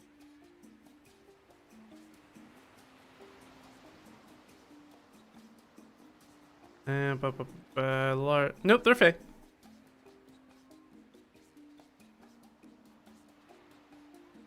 All right.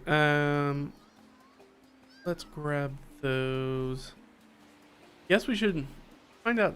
So we have a CR4, CR2, and CR4. We need to know our level first of all. Money, big money, no whammies. Yeah, that's whammy. So it's only going to be CR5, so it's going to be really low.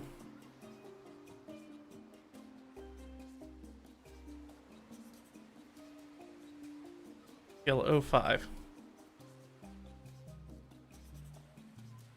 I'm trying to remember when I made the Fey Witch Dogs, is that I think I was just going to mash these two things together. But it could be a Sea Hag with a pack of Yeth Hounds, which is also very cool. And if it ends up there's not any land there, which, you know, there's a possibility because Hex is a Sea Hex. Sea Hag, Sea Hex. There is a chance that there could be not a lot of land here. If that's the case, then it's going to be a Sea Hag and probably some sort of like, they're going to be like witch dolphins or something like that. Something even stranger. It'll be fun. So they're going to be establishing a lair because they were just wandering monsters who were out there doing that stuff. Let's grab... yeah. All right. So let's get our numbers right. That's what we're gonna have to do. Counter builder. All right. So we know that we are going to need. We only got a 1, so these guys are gonna be CR5. So we need at least 1 CR2 and at least 1 CR4. This was just sorted by CR. Nice. We've got one of those. Another creature. There we go. And we need a CR4. CR4, where are you? Where art thou, CR4? 6, 3, 3, quarter, CR4. Again, it doesn't matter, they're not the right things.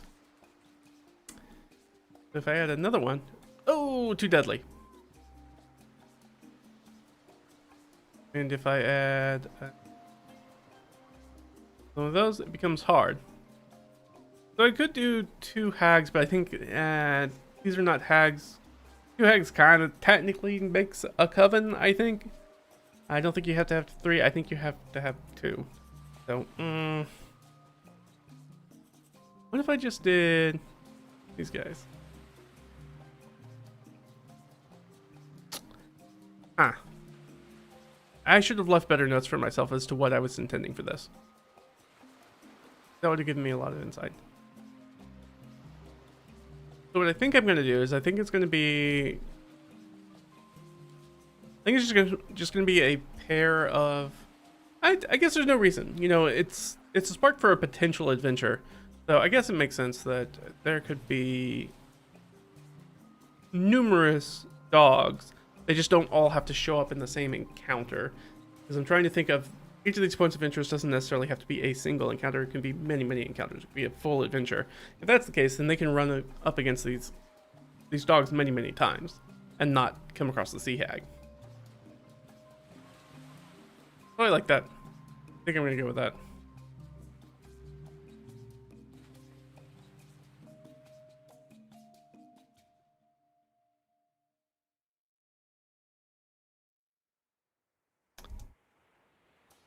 No, I'll just leave it favorite dogs. The hag is establishing a new layer.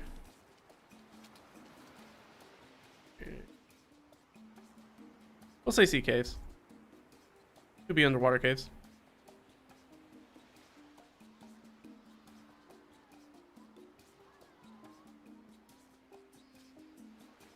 With her, I'll say with the hags. I don't know if the hags technically female.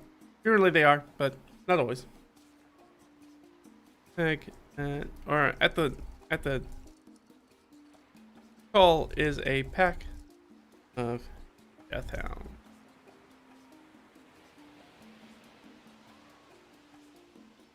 Causing. Anyway. Running amok. We'll say amok in the general area.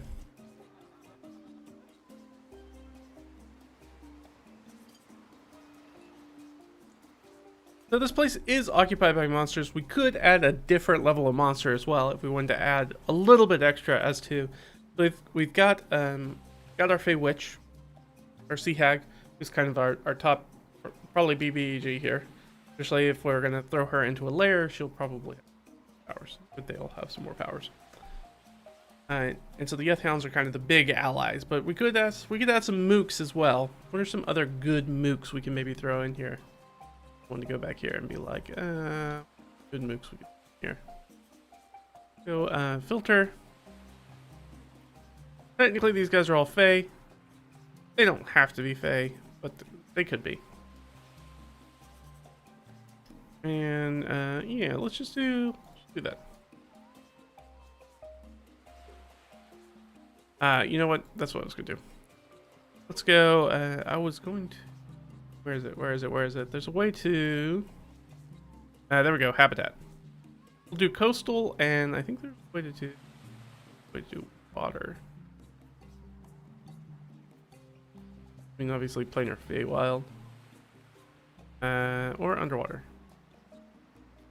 Do those two. Which basically just gives us dolphin delighters.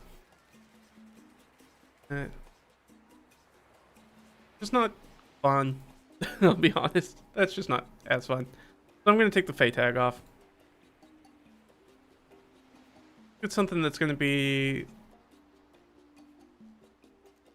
maybe some deep scions. Yeah, technically they're monstrosities, but we want something that's maybe a little bit more mooky. Harpies are good. I like harpies. Hunter sharks. Trying to think something that's going to be lower level than the... Oh yeah, sea spawn.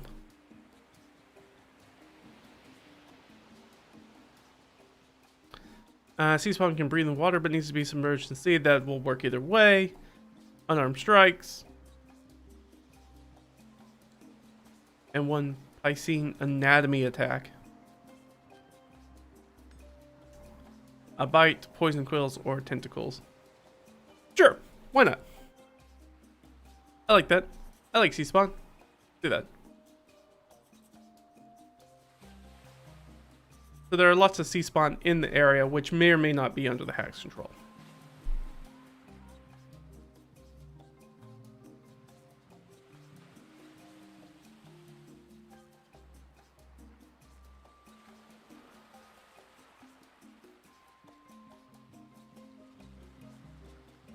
One may or may not under hag's control.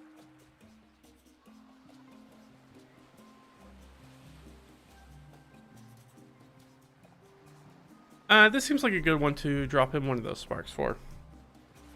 Like, why would you want to go mess with these people? What's a reasoning we could have? Arc. Go. Let's roll. 1, 2, 3, 4. 91. Banish.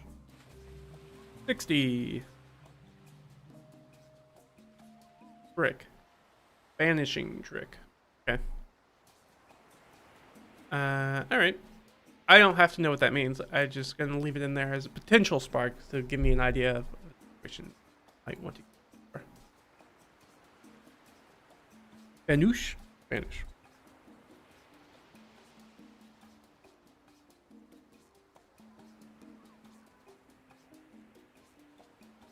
All right. I like that. I like it. I like it a lot. Cameron, the sea hag, born as a human, she was in her childhood. That she gained a simple twisted mindset. Everybody will hurt, so I need power. With more power, less can hurt me. Could form a pact with a sea devil. Yeah, that's a good one. I like that. This is a backstory. Yeah, I don't need the backstory at this point, but that is a good backstory. I like that. I want to make it. I like to leave these points of interest very, very open, and most of the creatures in them, so that way I have a lot of flexibility as to tying them into things that might already be going on in the campaign when they come up, when they move into that area. That way I can be like, oh, they have this other stuff going on, you know, Quest X, where they're looking for,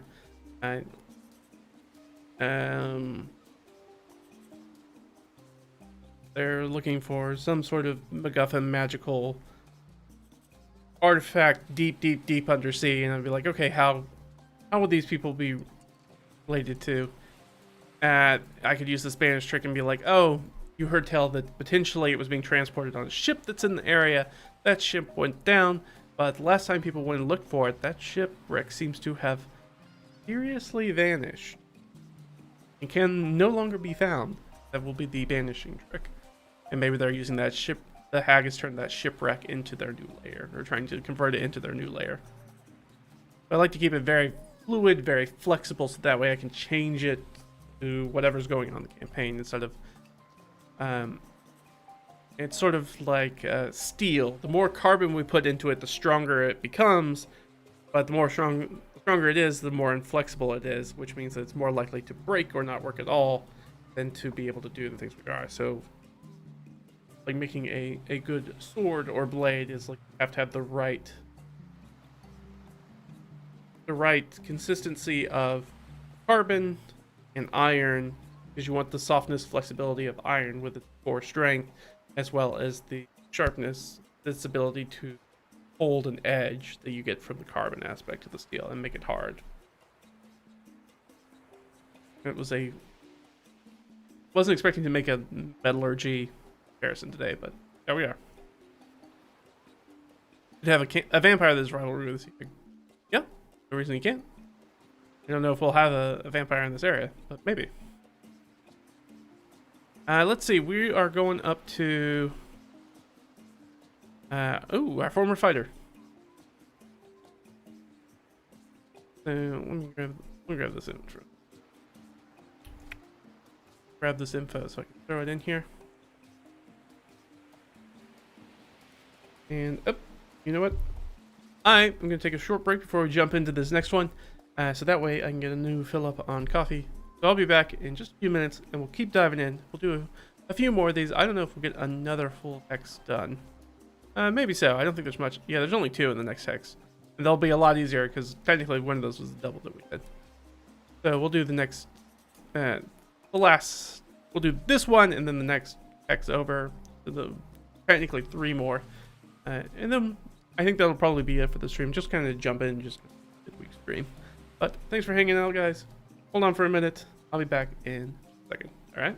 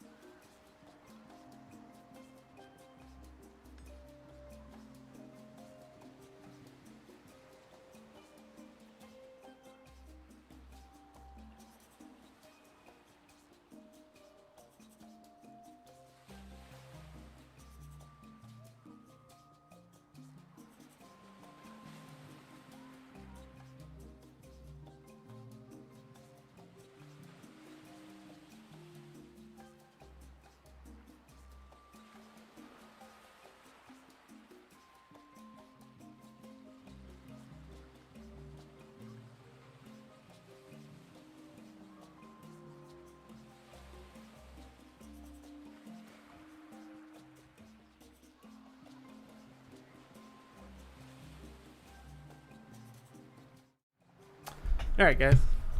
It's gonna be just a second longer. I have to give dogs medicine. I realized that I had not given it to. So, bear with me. I guess the nice thing is you... Dog, if he's gonna kill himself. There he is. Around. His medicine for the afternoon. I thought I had given him. I forgot that I needed to give him it. Here.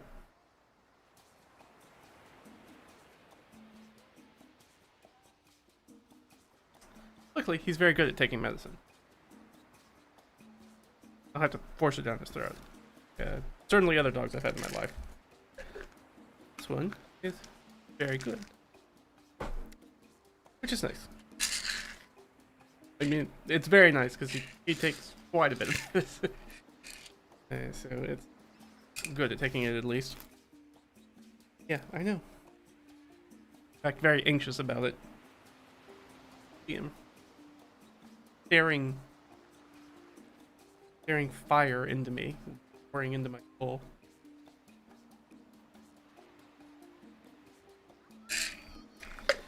Alright, there's that. Need this guy. Dead. And come on.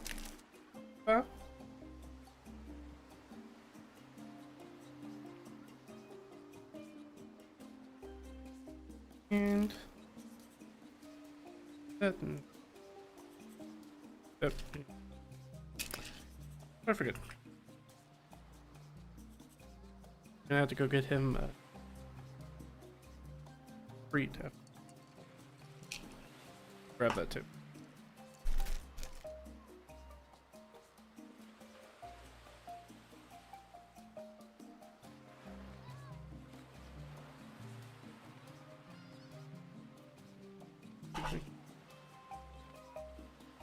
And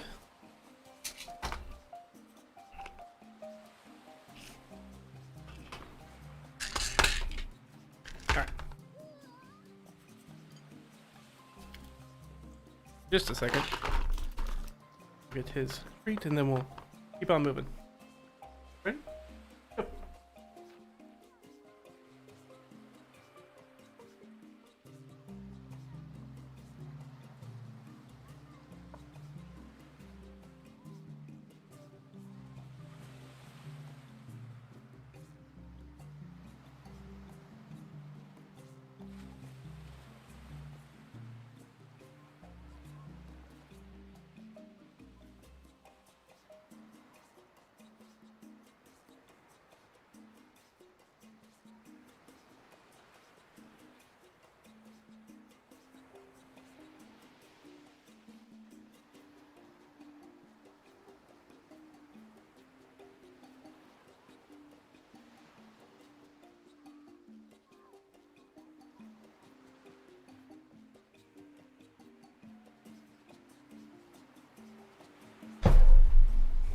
All right. Let's get back to the business. And the business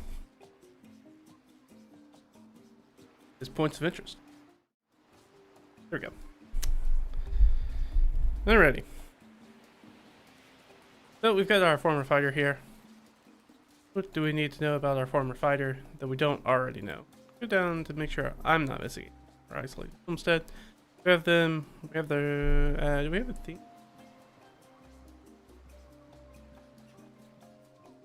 It does not appear that we have a theme for them. So let's roll a theme. With some insight. 2. Okay. 2 and 9. Which I'm pretty sure is just humanoid. Double check. 2. No, technically we're in the wild. Remember that, right? Technically we are in the wild. The 2 is not what I thought it was. It's not humanoid. In fact, elemental.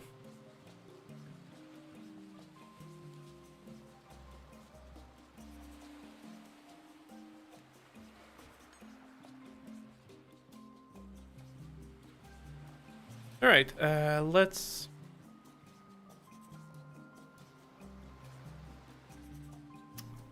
5. Okay, so this is going to be an APL 10.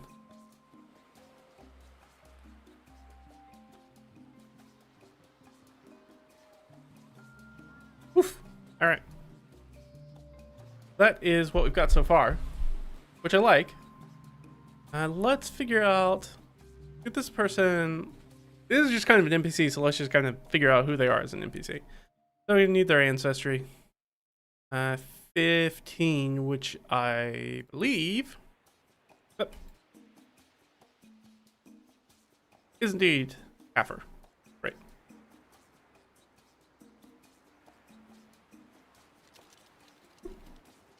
Alright, so they are Heifer. Nope. Heifer, again, is a custom ancestry in this world, which is just a combination of gnome and halfling and other kinder or other sort of small folk. I just wrap them all into the same technical species called Heifers.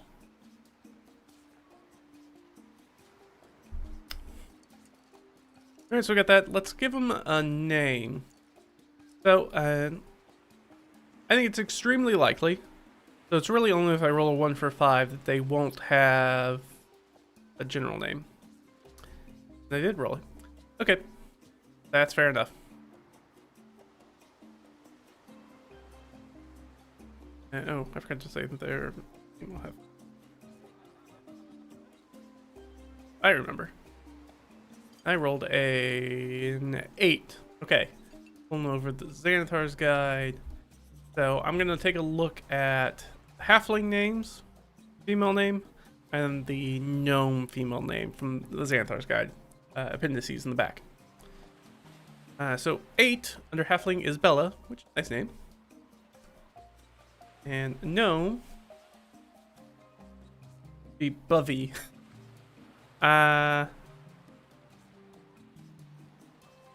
Bubby or Bella? And I don't love honestly either one of them. Can I put them together into something? It's Bevy. Oh. Or Bully. You know, Bully's close enough. I'm just gonna name her because I'm in charge and I get to do what I want. My world, damn it. So, we are gonna name her Bulma. That'll be a shout out for my Dragon Ball friends out there. Just gonna call her Bulma. That's close enough. I guess we should do some more quick NPC stuff. So, you for D6s. Alright, 5, so 6. She's of average height. Muscular. That makes sense. She's a fighter. And when I roll a 5 and a 12, I click on the right thing. I did. So, some sort of distinguishing facial feature.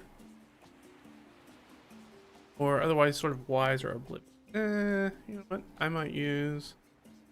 No, I'm not going to audible.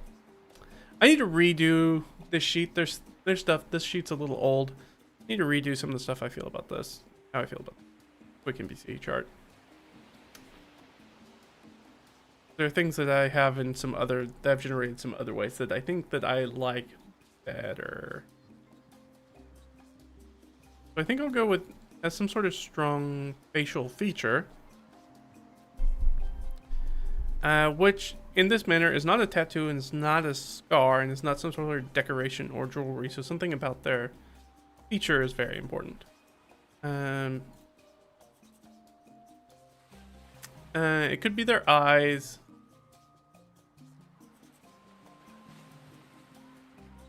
I think I'm gonna go, even though it's not a scar, I think they've got like that Owen Wilson like crooked broken nose, like didn't heal right, which I think fits into the fighter a little bit.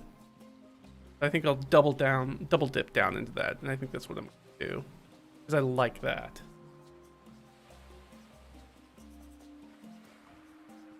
So with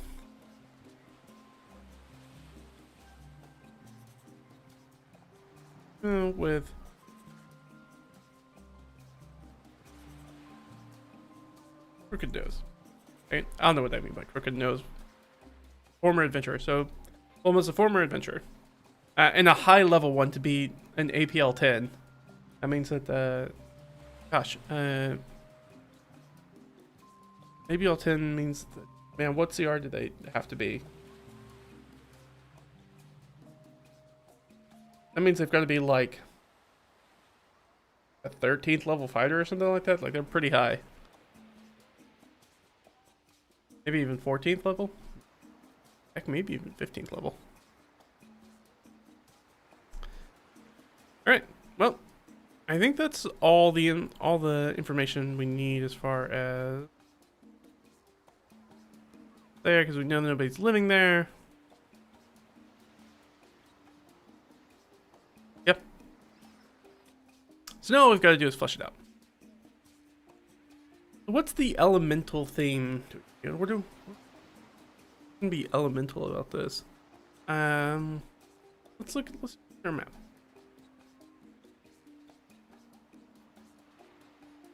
So they may or may not be living on the surface. They could live under the sea. That could just be the elemental theme, that they just live under the water.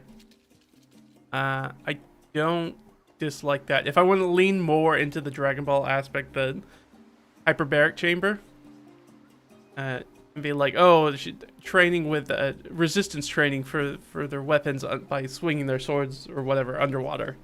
Yeah, I like that. So maybe they have some sort of like cap of water breathing, or a ring that allows them to breathe underwater. And that's allowing them to live underwater. So in a pineapple under the sea. I like that. I don't see any reason to not go with that, because that jumps out at me being very fun. So people just know that's like, hey, if you want to go talk to her, you gotta figure out how to get down there. So most people leave her alone, which I think is what most former adventurers want, is to generally be left alone.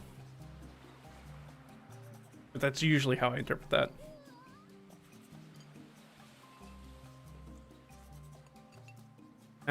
So yeah, we'll say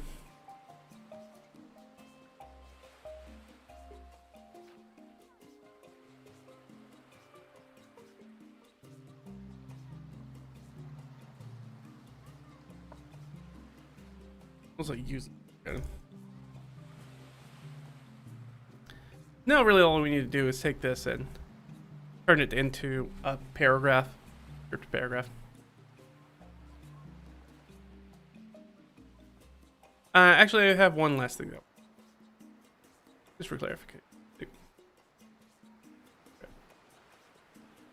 I was just rolling to see if she's like local, so as in like she's from this area, like she's from the Caliphate and stuff like that. She's not from far afield, and she just settled down here. Great.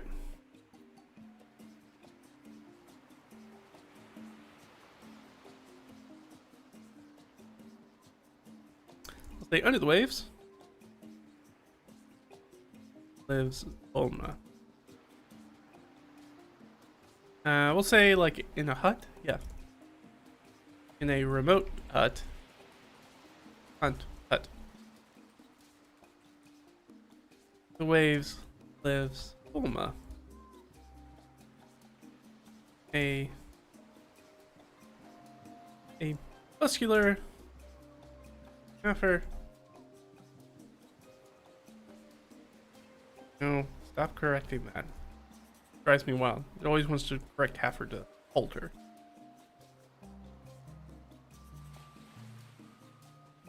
A crooked nose.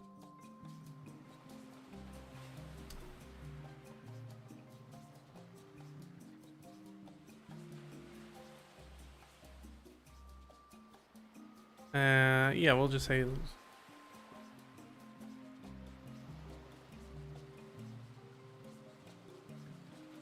so we've got that. We've got our elemental theme, which was water. Female with a nose.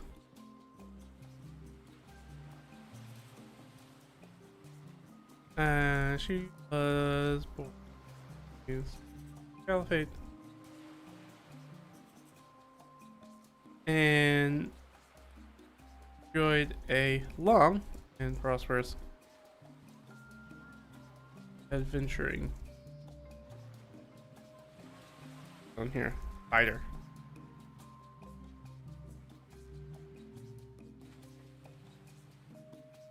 Retiring for isolated homestead, bottom of the sea.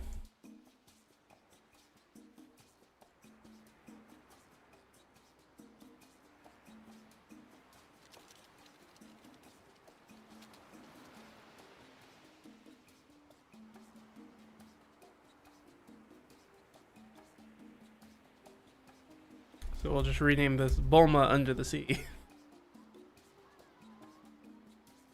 Or if we want to do a little bit of alliteration, we could go Bulma Beneath the Waves. Yeah, I like that.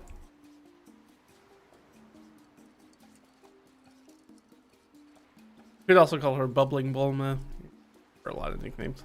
But I like this for right now.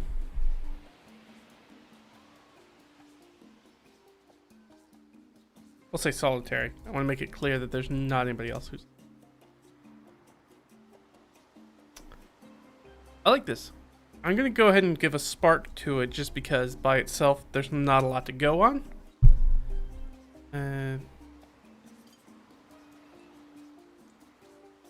Do we want to mention that she uses the water for increased resistance training? Sure, why not? Can often be found practicing her martial arts, I guess.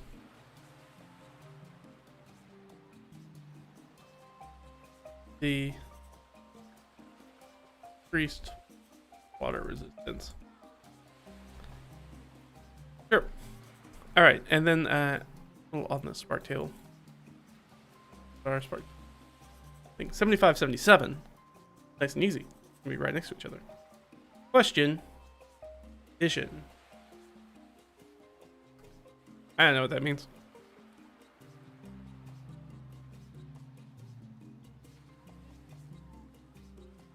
I don't have to know what it means. It's just if there's a reason to go there. Maybe if there's something that's happening in the campaign and somebody's received a vision and they're talking to NPCs about it in the area, and then NPC could be like, oh, you know, this reminds me of something, somebody I knew that had a very similar vision a long time ago, and then can kind of point them towards Bulma Beneath the Waves, and then go figure out how to visit her. Number one, where she is, and how to get there, and then try to get her to talk to them, which all of those things may be their own obstacles to get through in that adventure. I like it. I like it a lot. Oh. There we go. Alright. That was 3 hex. We're going to move on to 4 hex.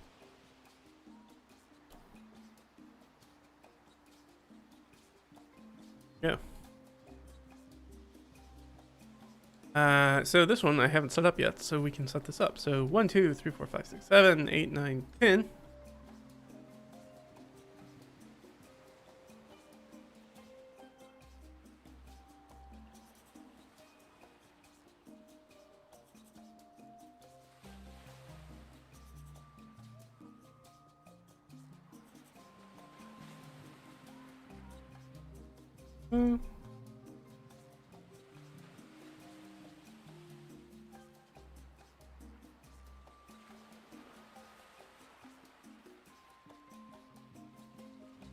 And we can just go ahead and roll the APL. Why not? Again, that's 1d6 plus 4. 9.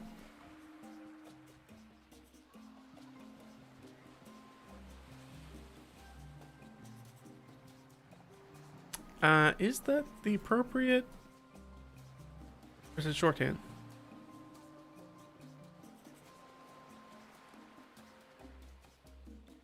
Castle Magistrate. I'm gonna re-roll for this again.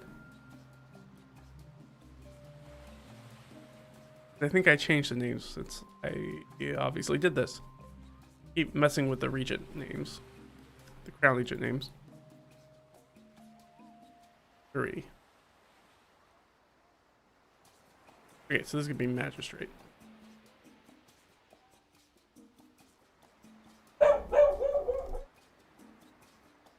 Yeah, it's about time for my dog to be barking. People are trying to make their way home.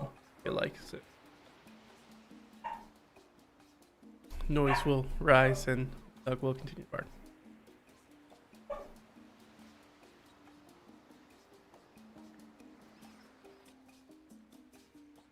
At least the mic's not picking it up, which is nice. Hopefully I've got those settings adjusted. Alright. So, we've got quite a bit here. It's got an aberration theme to it. We don't know what that's going to be. Play Hamlet. 20. We'll have a attach to it. We could find out about our magistrate. Might as well.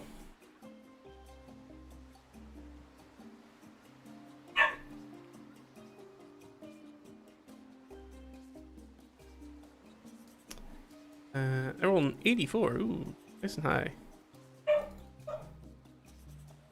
Not Genasi. Sword. Swords like Affer in that they are a combination ancestry in this world. So this involves Dragonborn, Lizard folk, anything that's kind of a scaly. Most of you on T kind of fall in that area. They're all just kind of reptile people. Sorry. I might also throw some amphibians in there. It kind of depends. Alright, so this is going to be a sword. Wait.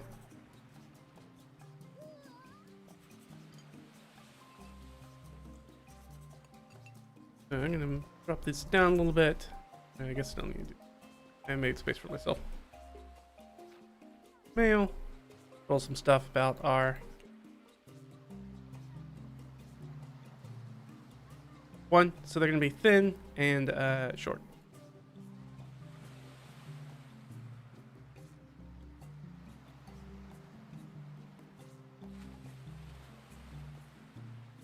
And we can go ahead and roll 12. See if we come up with something fun. 11 and 7. Decoration or jewelry. Or they've got some sort of bad habit or fidget. I'm going to go with decoration or jewelry just because it jumped out at me. I think they have like a nice big like septum piercing ring, like a bowl ring kind of thing. That sounds fun to me. I'm gonna go with.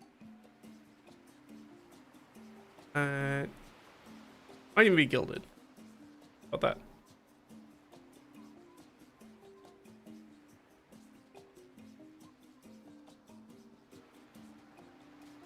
I like it. Perfect. So now we know a little bit about this guy. We'd also determine his color too, I guess, if we wanted to.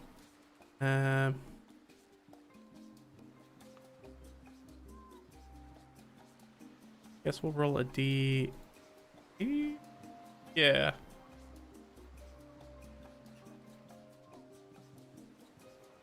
So 8 is for the color, so that's red, orange, yellow, green, blue. The blue and 9, so pretty saturated. So they are a deeper blue, maybe like a royalish blue, like that. So the sort of a royal blue color. Very fun.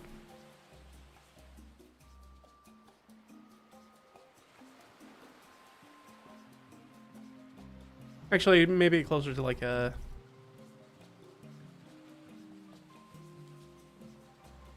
I think of a darker blue. Ocean blue. Yeah, let's say like a deeper.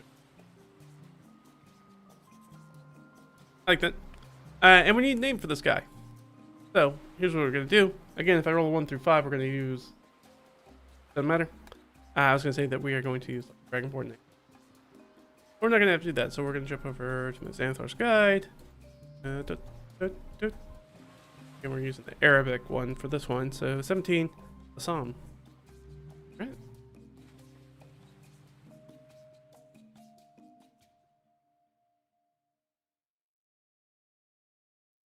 I think that's probably everything we need to know here.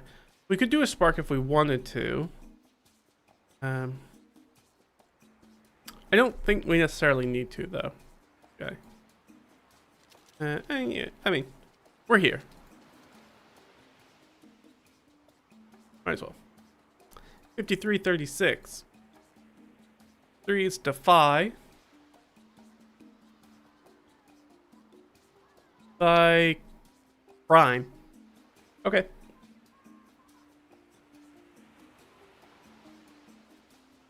I guess I could put the spark underneath that.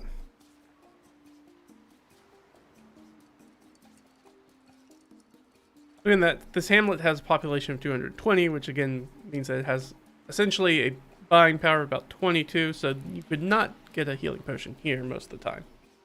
At least not readily available. Perhaps somebody couldn't make it for you there, but who knows what.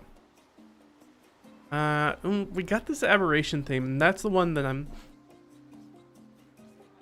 having a little quirky about. Maybe this is a... This makes me think, is this related to... We gave him that weird septum piercing. Is this related to this? Question mark. I'm going to say this is likely, so I'm going to say +3 to this roll. If I roll 11 or higher, did. So the +3 didn't matter. Alright, so we're going to say that this is some sort of like warlock or something like that. I think I like this.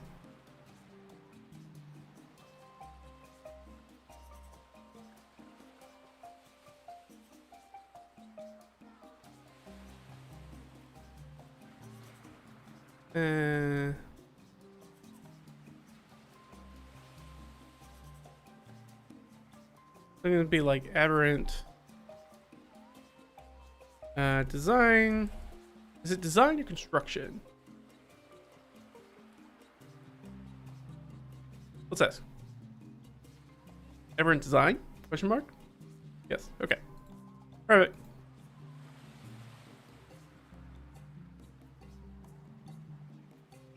All right. Now we know.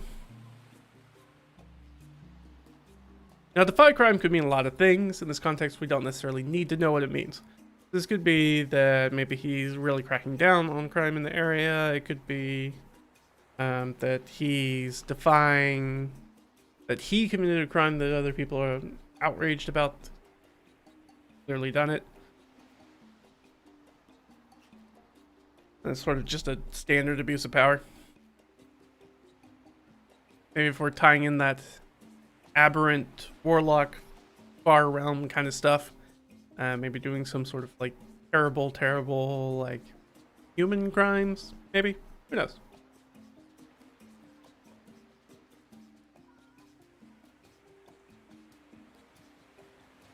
You know what? This would be a fun one. Oh, you don't have this sheet with me. Crap. But you know what? I got the settlement names thing. We can use this. We can give his like little keep place a name. Ew. Identifier and a feature.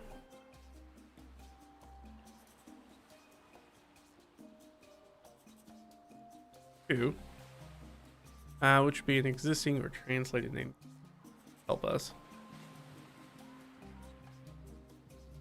And yeah, feature is just any sort of geographic feature or landform, which is very easy to do. This one we name things like a beach thing.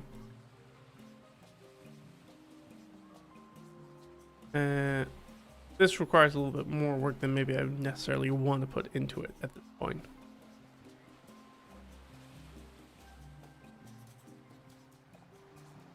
I'm going to assume that our magistrate here, even though they are Saurians, so they could technically kind of live in and around the water They might not be fully underwater. They might be in like an atoll or something like that, a lagoon of some type. Right now it says that they're in water. They're in this very interesting place in between like two areas that would be really hard to get ships through. A very protected area.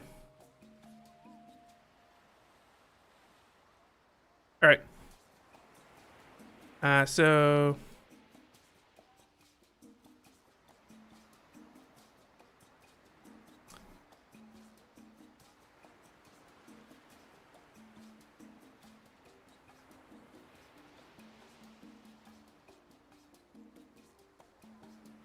I think I'm going to name it Straight. So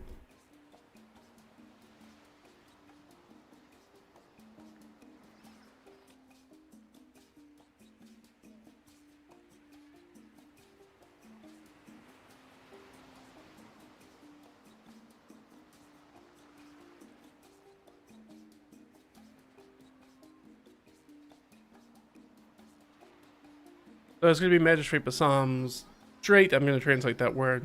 Something straight.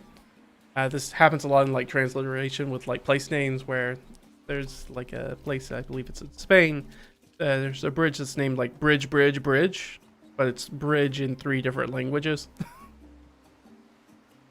So that's kind of the situation that's going to be happening here.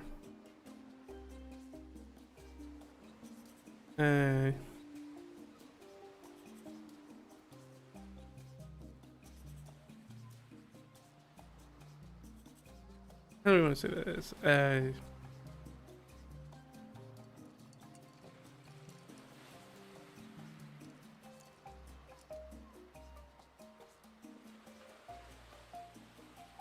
It's keep and Bailey is surrounded. Moat.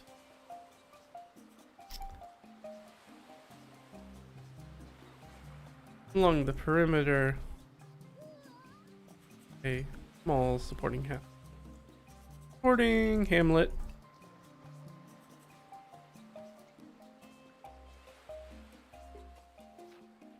Entry plum. A thin and short. Florid. Ocean blue scales.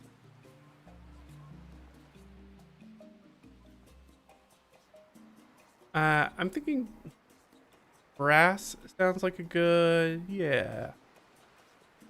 I don't know, brass has kind of a devil tint to it, at least in D&D. Maybe just gold.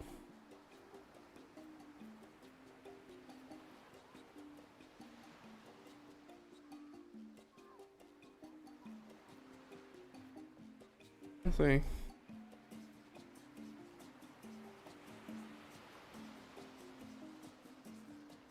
Runed. Strange.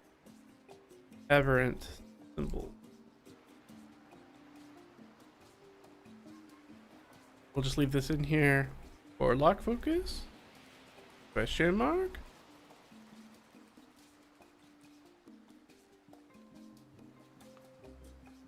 I think we hit everything we needed to. The measure is keeping Bailey is surrounded by a moat. Along the perimeter is a small, let's say outside.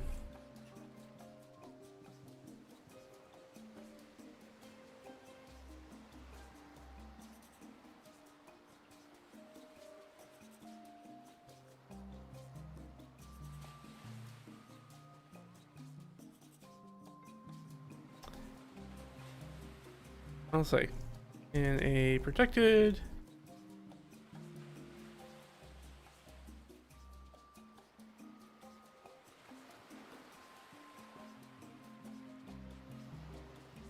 areas of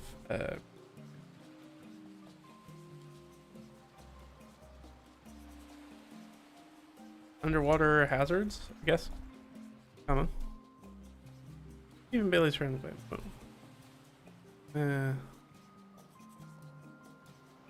A protected strait between 2 areas of underwater hazards.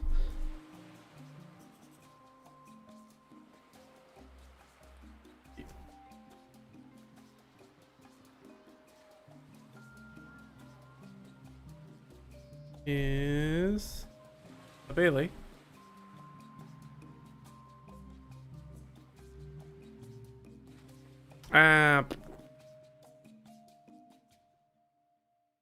Let's say includes a Bailey.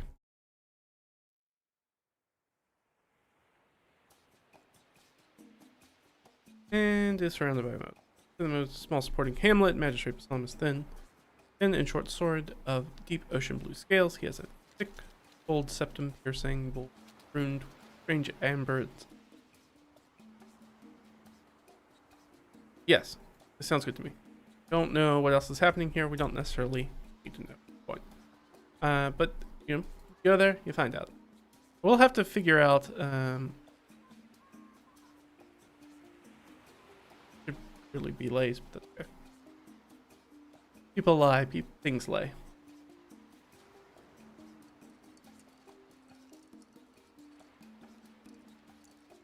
All right, that was number 10. So I think we got one more in here, and then we're probably gonna be done for this stream, unfortunately. I know. We all want more. 11, 12. Unfortunately, I got other things I gotta do, guys. Sorry. So number 23. Oh, actually, we have 2 more. Sneaky little guy down here. But this is 23.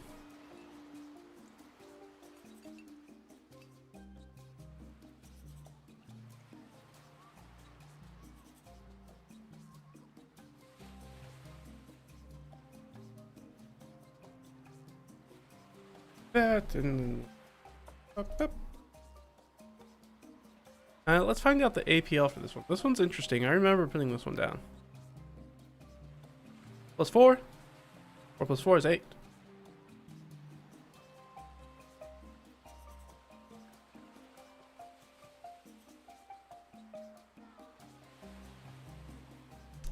Unfortunately, this is all I've come up with. It is that there is a young and there are some.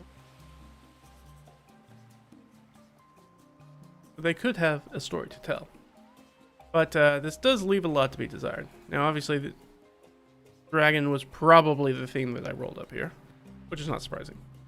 And I probably rolled up that there was some sort of neutral creature, and that is all I rolled up. We go to Homestead, we can find that. So we had the theme, and then we had neutral civilized monster. That is what we rolled. And what I didn't do is I didn't do this part down here, which I should have, but I didn't. And we rolled a 4. And I clicked on the wrong thing. We're still in the wilds, I believe, so that's going to be monsters. Double check. We are indeed. Okay. So we do have to go occupied by monsters.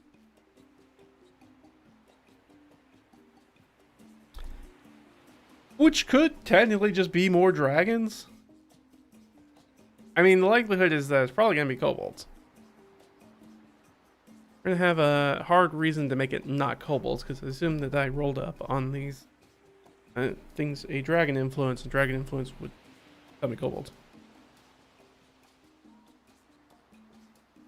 Or some sort of sea kobold. Maybe that's what it'll be. Let's take a look.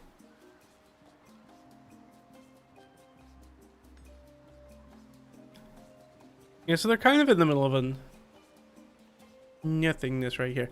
Now we can go over here. We can do our filters again. We can do our filters up to, what do we have, like 8? We know we're going to get dragons. So yeah, that's going to hit us with especially because kobolds are now technically dragons. No longer, because I think they used to be humanoids. They're now technically dragons. We can go bronze or blue. What was it here? Technically 8, so we can hit it right up with that guy. We can really tap it out at young bronze. Which is great. We wanted a young dragon, we got a young dragon.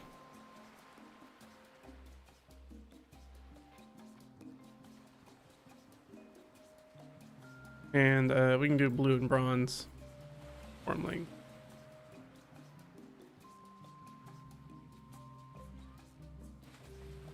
Is there any difference between the winged cobalt? No, cobalt's that's Super Dragon. I mean, all of these would work.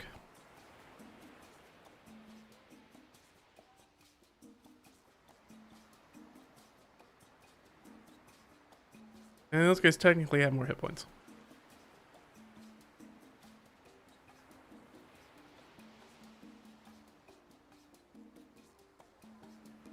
I mean, I could just leave it as kobolds. And I could throw some pseudo dragons in there too.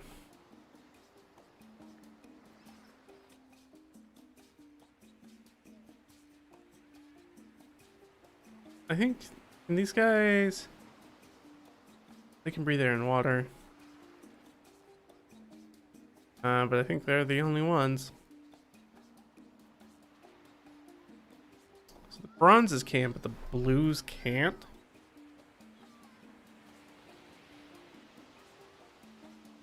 Interesting. This would be one of those things where it's just like, I'm just going to give them the ability to be amphibious. Silly. But I might give these guys the ability to be...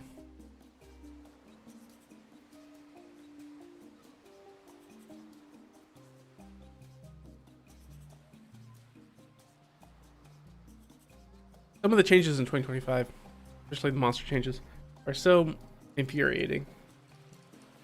Like, why is the kobold's chromatic spittle better than Dragonborn's breath? Infuriating. Just like I was looking at the night stat block earlier between 2014 and 2024. Man, I'm like, who made these changes? These are insane. They increased damage from anywhere from 40% to 300% on average. Like, but they took away like the one leader ability and they gave them divine damage for a mundane night. Why do they have divine damage? They're not paladins, so who knows? Wow. But that's off topic. That's me actually prepping for my game. Getting frustrated with it. Okay. I like these. So I think we'll go with the young bronze.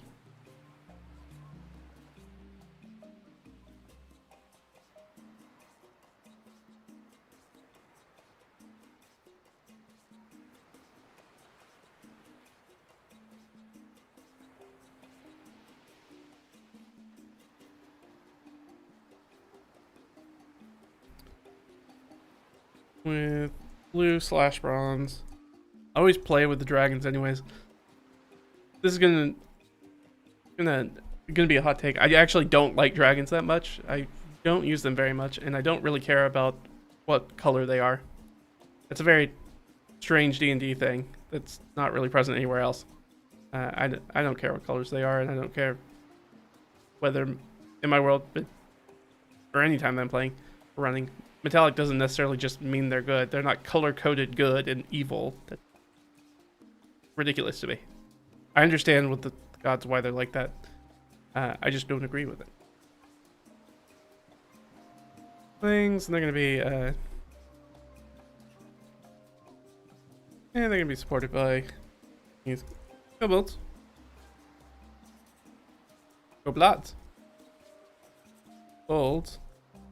And... I like it. Very, very simple.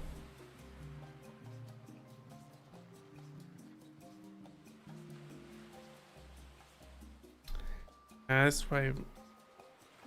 That's alright. I don't have it. Do I want to look for it real quick? No, because there's only one more chance that we'll need to do it. Let me just. That's not what we need to look at. There's that.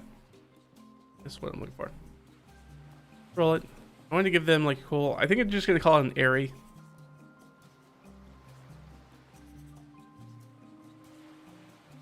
Six, so some sort of function or identifier. You know what? I should roll a d10. Really, what I was trying to look for. I rolled a 6 as well. Prolific fauna. Well, I mean, the prolific fauna probably going to be dragons in this area. And let's name it after a fish. That sounds good to me.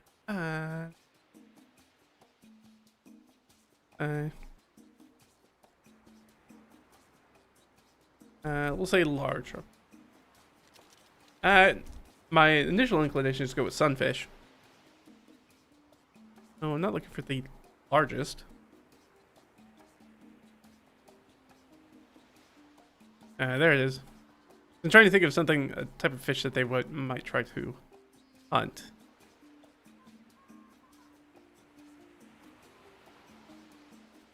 Sure. ShowMeScuba.com. I don't want to do whale shark. What do I want to do? Oh, oarfish.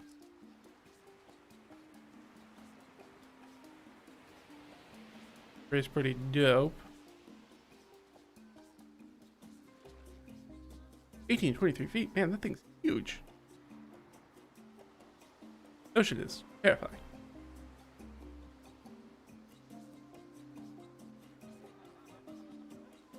They can make them equally tall and long. If you're larger than sea jellies, usually going to about 8 feet across.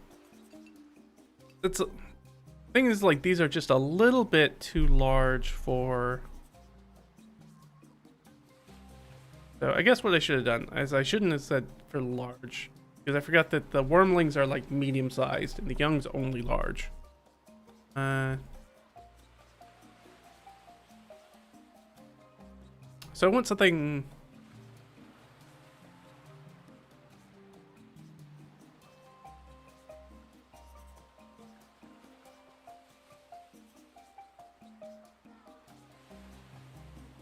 And this is just going to show me a lot of coral stuff. They're fine, but most of these guys are like really small. What's the thing?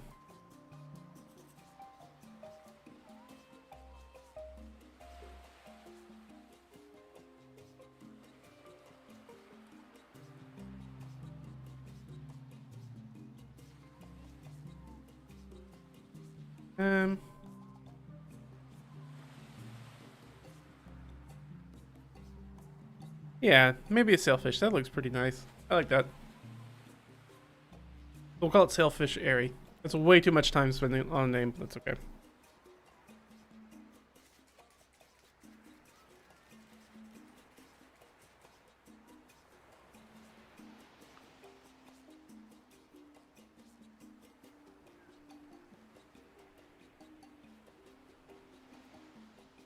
I think I'm just gonna say spire. I don't know what that's gonna look like.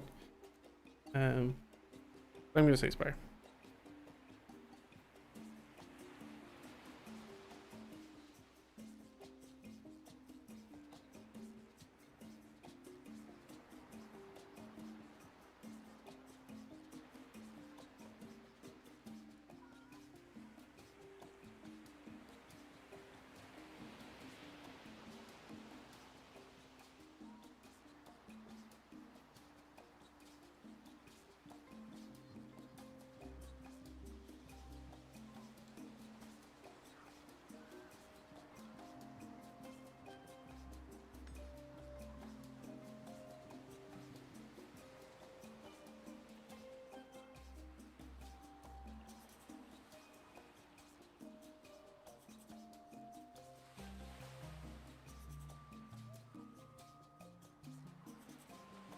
I don't want to say small.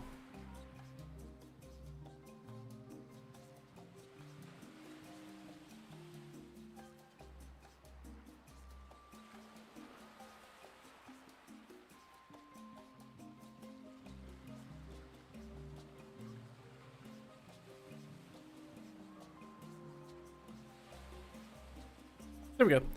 This spire is home to a number of dragon wormlings, blue/bronze, and headed by a young bronze dragon, CR8.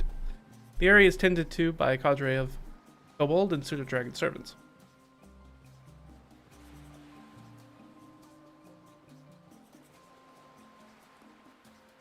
So, give it a spark. Good. We'll be good there. Sometimes we don't need a lot. I mean, this is already going to be a very evocative location. They might be going there to kill dragons. We can decide if the dragons are bad guys later. They may be going there to talk with the dragons or learn something about them. It could be a whole lot of different things. I don't need to know that right now. Like I said, I'd like to keep this stuff very loosey-goosey. I don't know how it's going to manifest in the campaign. 75. So, question. Okay. And 54. Question spirit. Okay. Could be intentions, could be a number of things. Maybe it could be a great dragon spirit.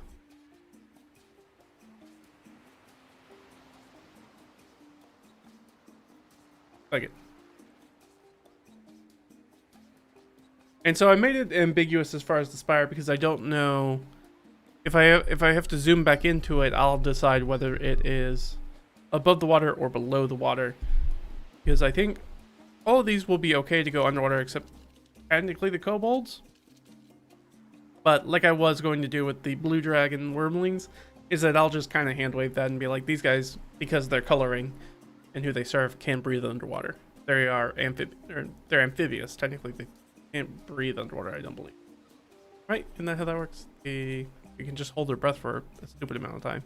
Oh no. According to this, amphibious means breathe air and water.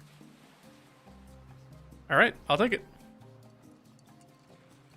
Something which the bronze one gets, but the blue one doesn't. And I'd give it to the pseudo dragon as well. And the kobolds don't have it, but I'll give it to him. Alright. I like it. Simple, it's to the point. And our last one for today, we're going to focus right down here. This guy right here. Lost unicorns. I rolled up the unicorns. They're kind of in this marshy area. Can I read? Technically attached to land, so this could be legitimately a marsh. Like a salt marsh. Some sort of like mangrove situation. Swamps next to it would be more mangroves. Check those out. But it kind of gives us an idea. What? 30. 1, 2, 3. 30. X. And that's going to be... I lost unicorns. What APL is it? And I think I will probably make these the unicorns. It doesn't really make sense for a bunch of unicorns to be hanging out in the marsh. Generally not good for horses, so they wouldn't be running around in it. But they could be seahorses. They could be sea unicorns. But I could just make them like narwhals, which I don't think D&D has. No, maybe it does. We'll check. Alright. But first, let's find out the APL. Average party level 5. Okay. So APL 09, which is really high for unicorns, I feel like. I don't think unicorns are. They are. Those celestials aren't. This. They are they're CR5. So a few of them. We can have a few of them in here. But I did want to see, do we have narwhal? No, there's no narwhal. Great. Even though I don't think...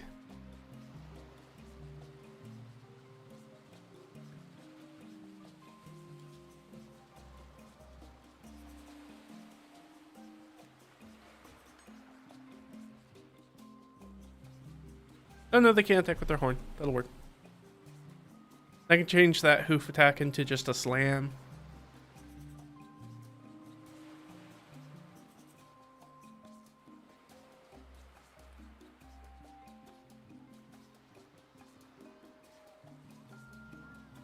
Makes 3 attacks.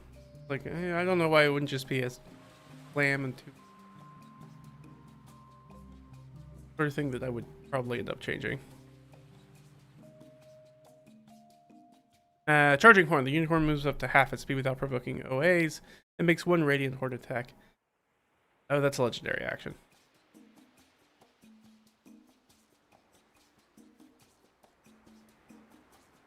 Okay, dope.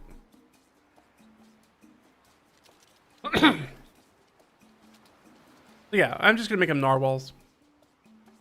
Why not?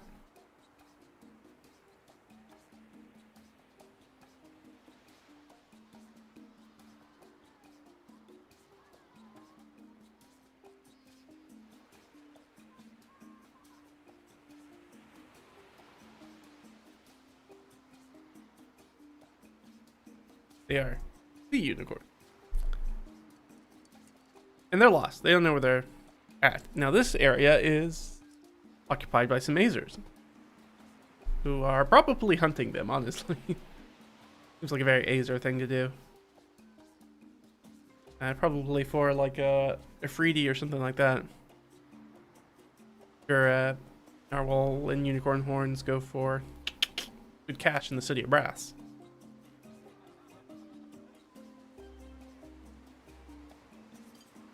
I don't really think if there's. I feel like I'm missing something.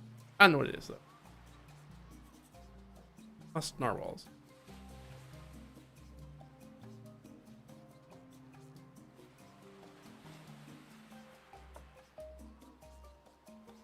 It's like a coastal mark.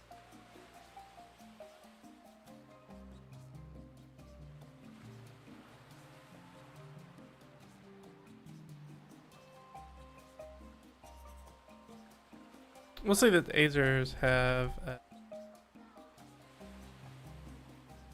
in a bunch of lost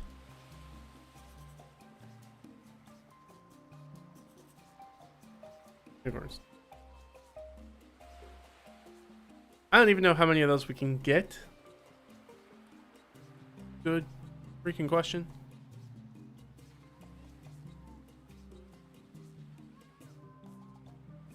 Nope, we moved away from it. That's okay.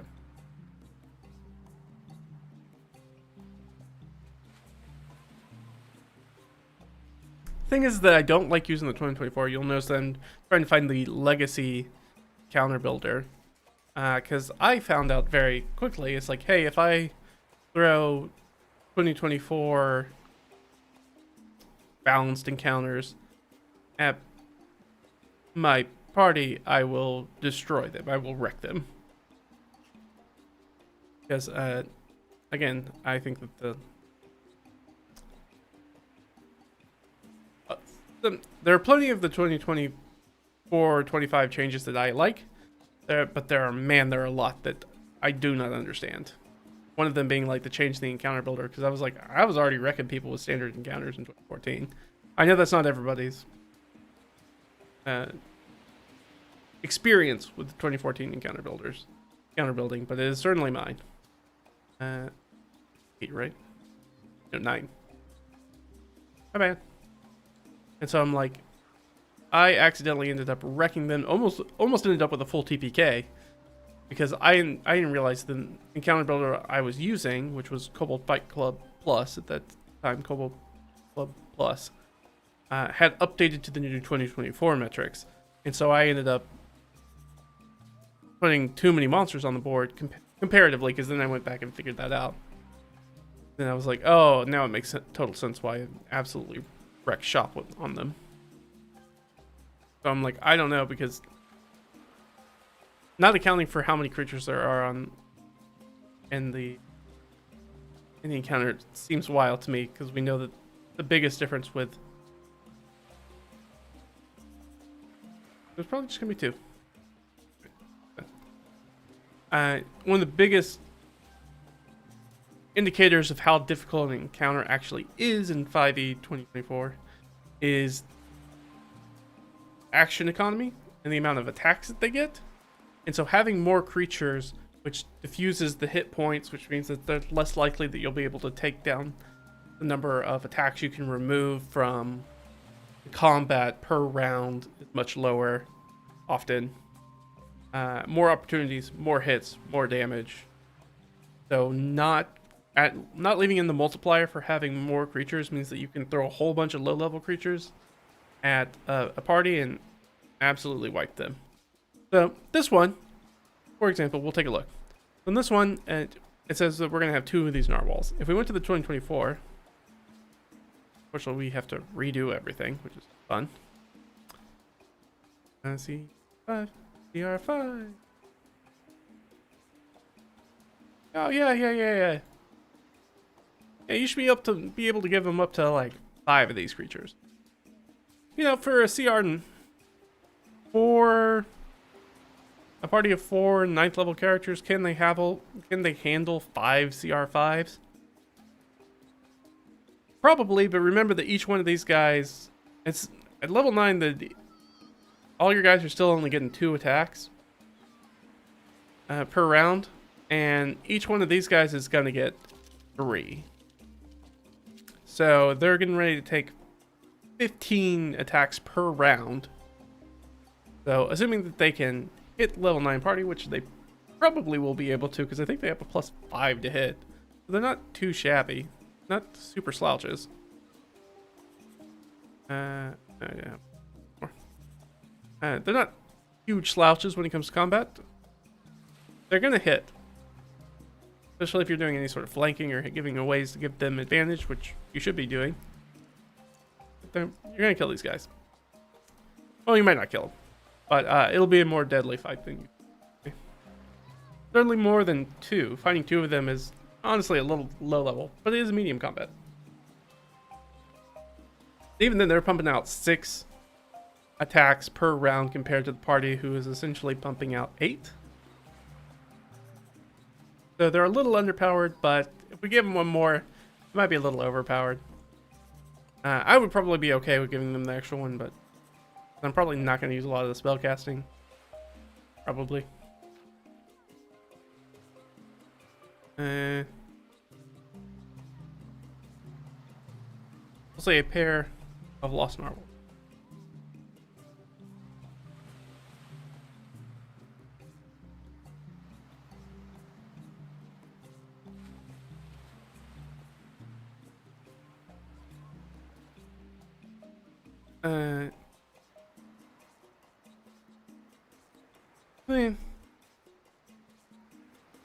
Coastal marsh.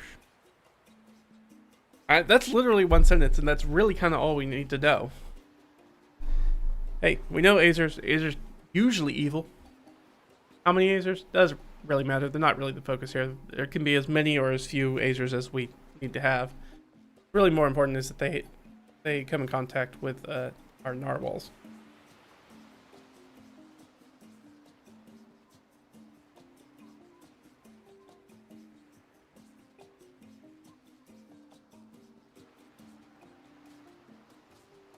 Yeah, I mean, sometimes that's just it. Like that's the whole point of interest. You'll come across this. We can add the spark, but I mean, it's honestly got like, hey, there's going to be a situation here that you're going to have to deal with.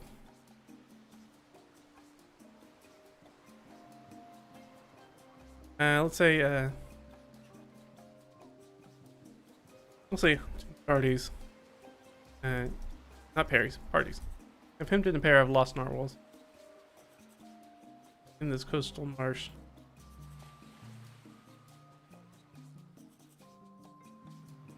Are circling.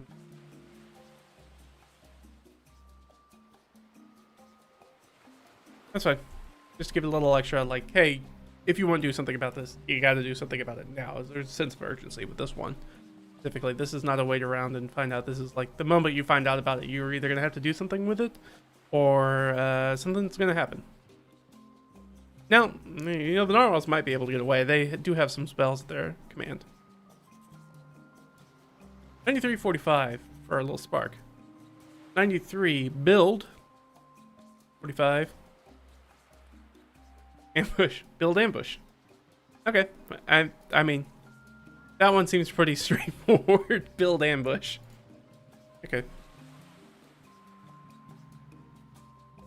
So certainly, if you speak with the narwhals, what they are going to want to do, they're going to want you them set an ambush for these lasers. That way you can figure out a way to get them back out to the sea, probably.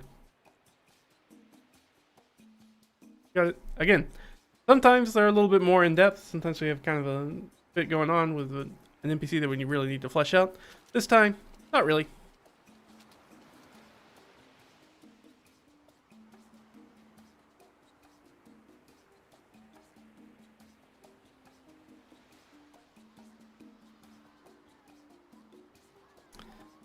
I mean, we can assume that the A's are hunting them. A's are likely hunting the narwhal. Their mythical magical horns. Da-da-da. I mean, that was probably very obvious to tell by looking at it, but it's always nice to drop it in just in case. Old me can come back and look at it and be like, okay, no, I understand what I was trying to tell myself here. Because sometimes my notes are can be dodgy. Certainly where this, I was looking at my notes preparing for my session in D&D 4 coming week, and I was looking at it, I was like, some of these notes are a little all over the place. I left, it was funny, I left a note about, they took a long rest, the party took a long rest, but the place that I put it in my notes for the session, it was like in between them leaving a place and arriving in another place, and I'm like, okay, so did they, I can't remember because it's been weeks now. Did they take the rest before they left or after they got to the other place? Like I think they took it before they left. I don't think they took it up there. I was like, I gotta see if one of my players remembers. Luckily they did. So yeah, we're going to be playing D&D on Friday. This is all we need to do today. It's going to be the stream for us. But I want to thank you guys for checking it out, hanging out with me. If you like this sort of stuff, of course, go ahead and give me a follow or subscribe, depending on whether you're looking at Twitch or if you're looking at YouTube. If you're looking at Twitch, hey, you can go check us out on YouTube, RedRaggedFiend, same thing. Over on YouTube, you can find the VODs.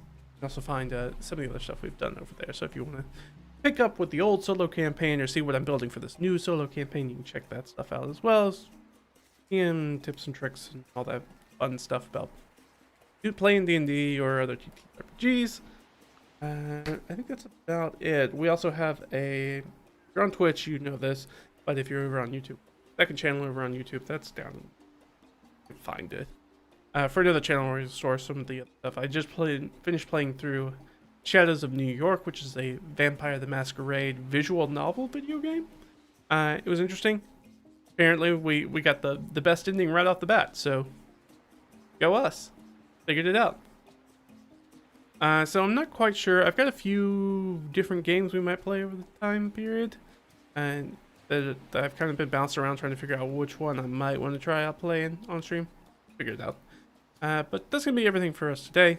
Thanks for hanging out with me, guys. Hope you guys enjoy the rest of your week. And I'll see you here in a couple days. Pick us up on the stream. Till then, bye.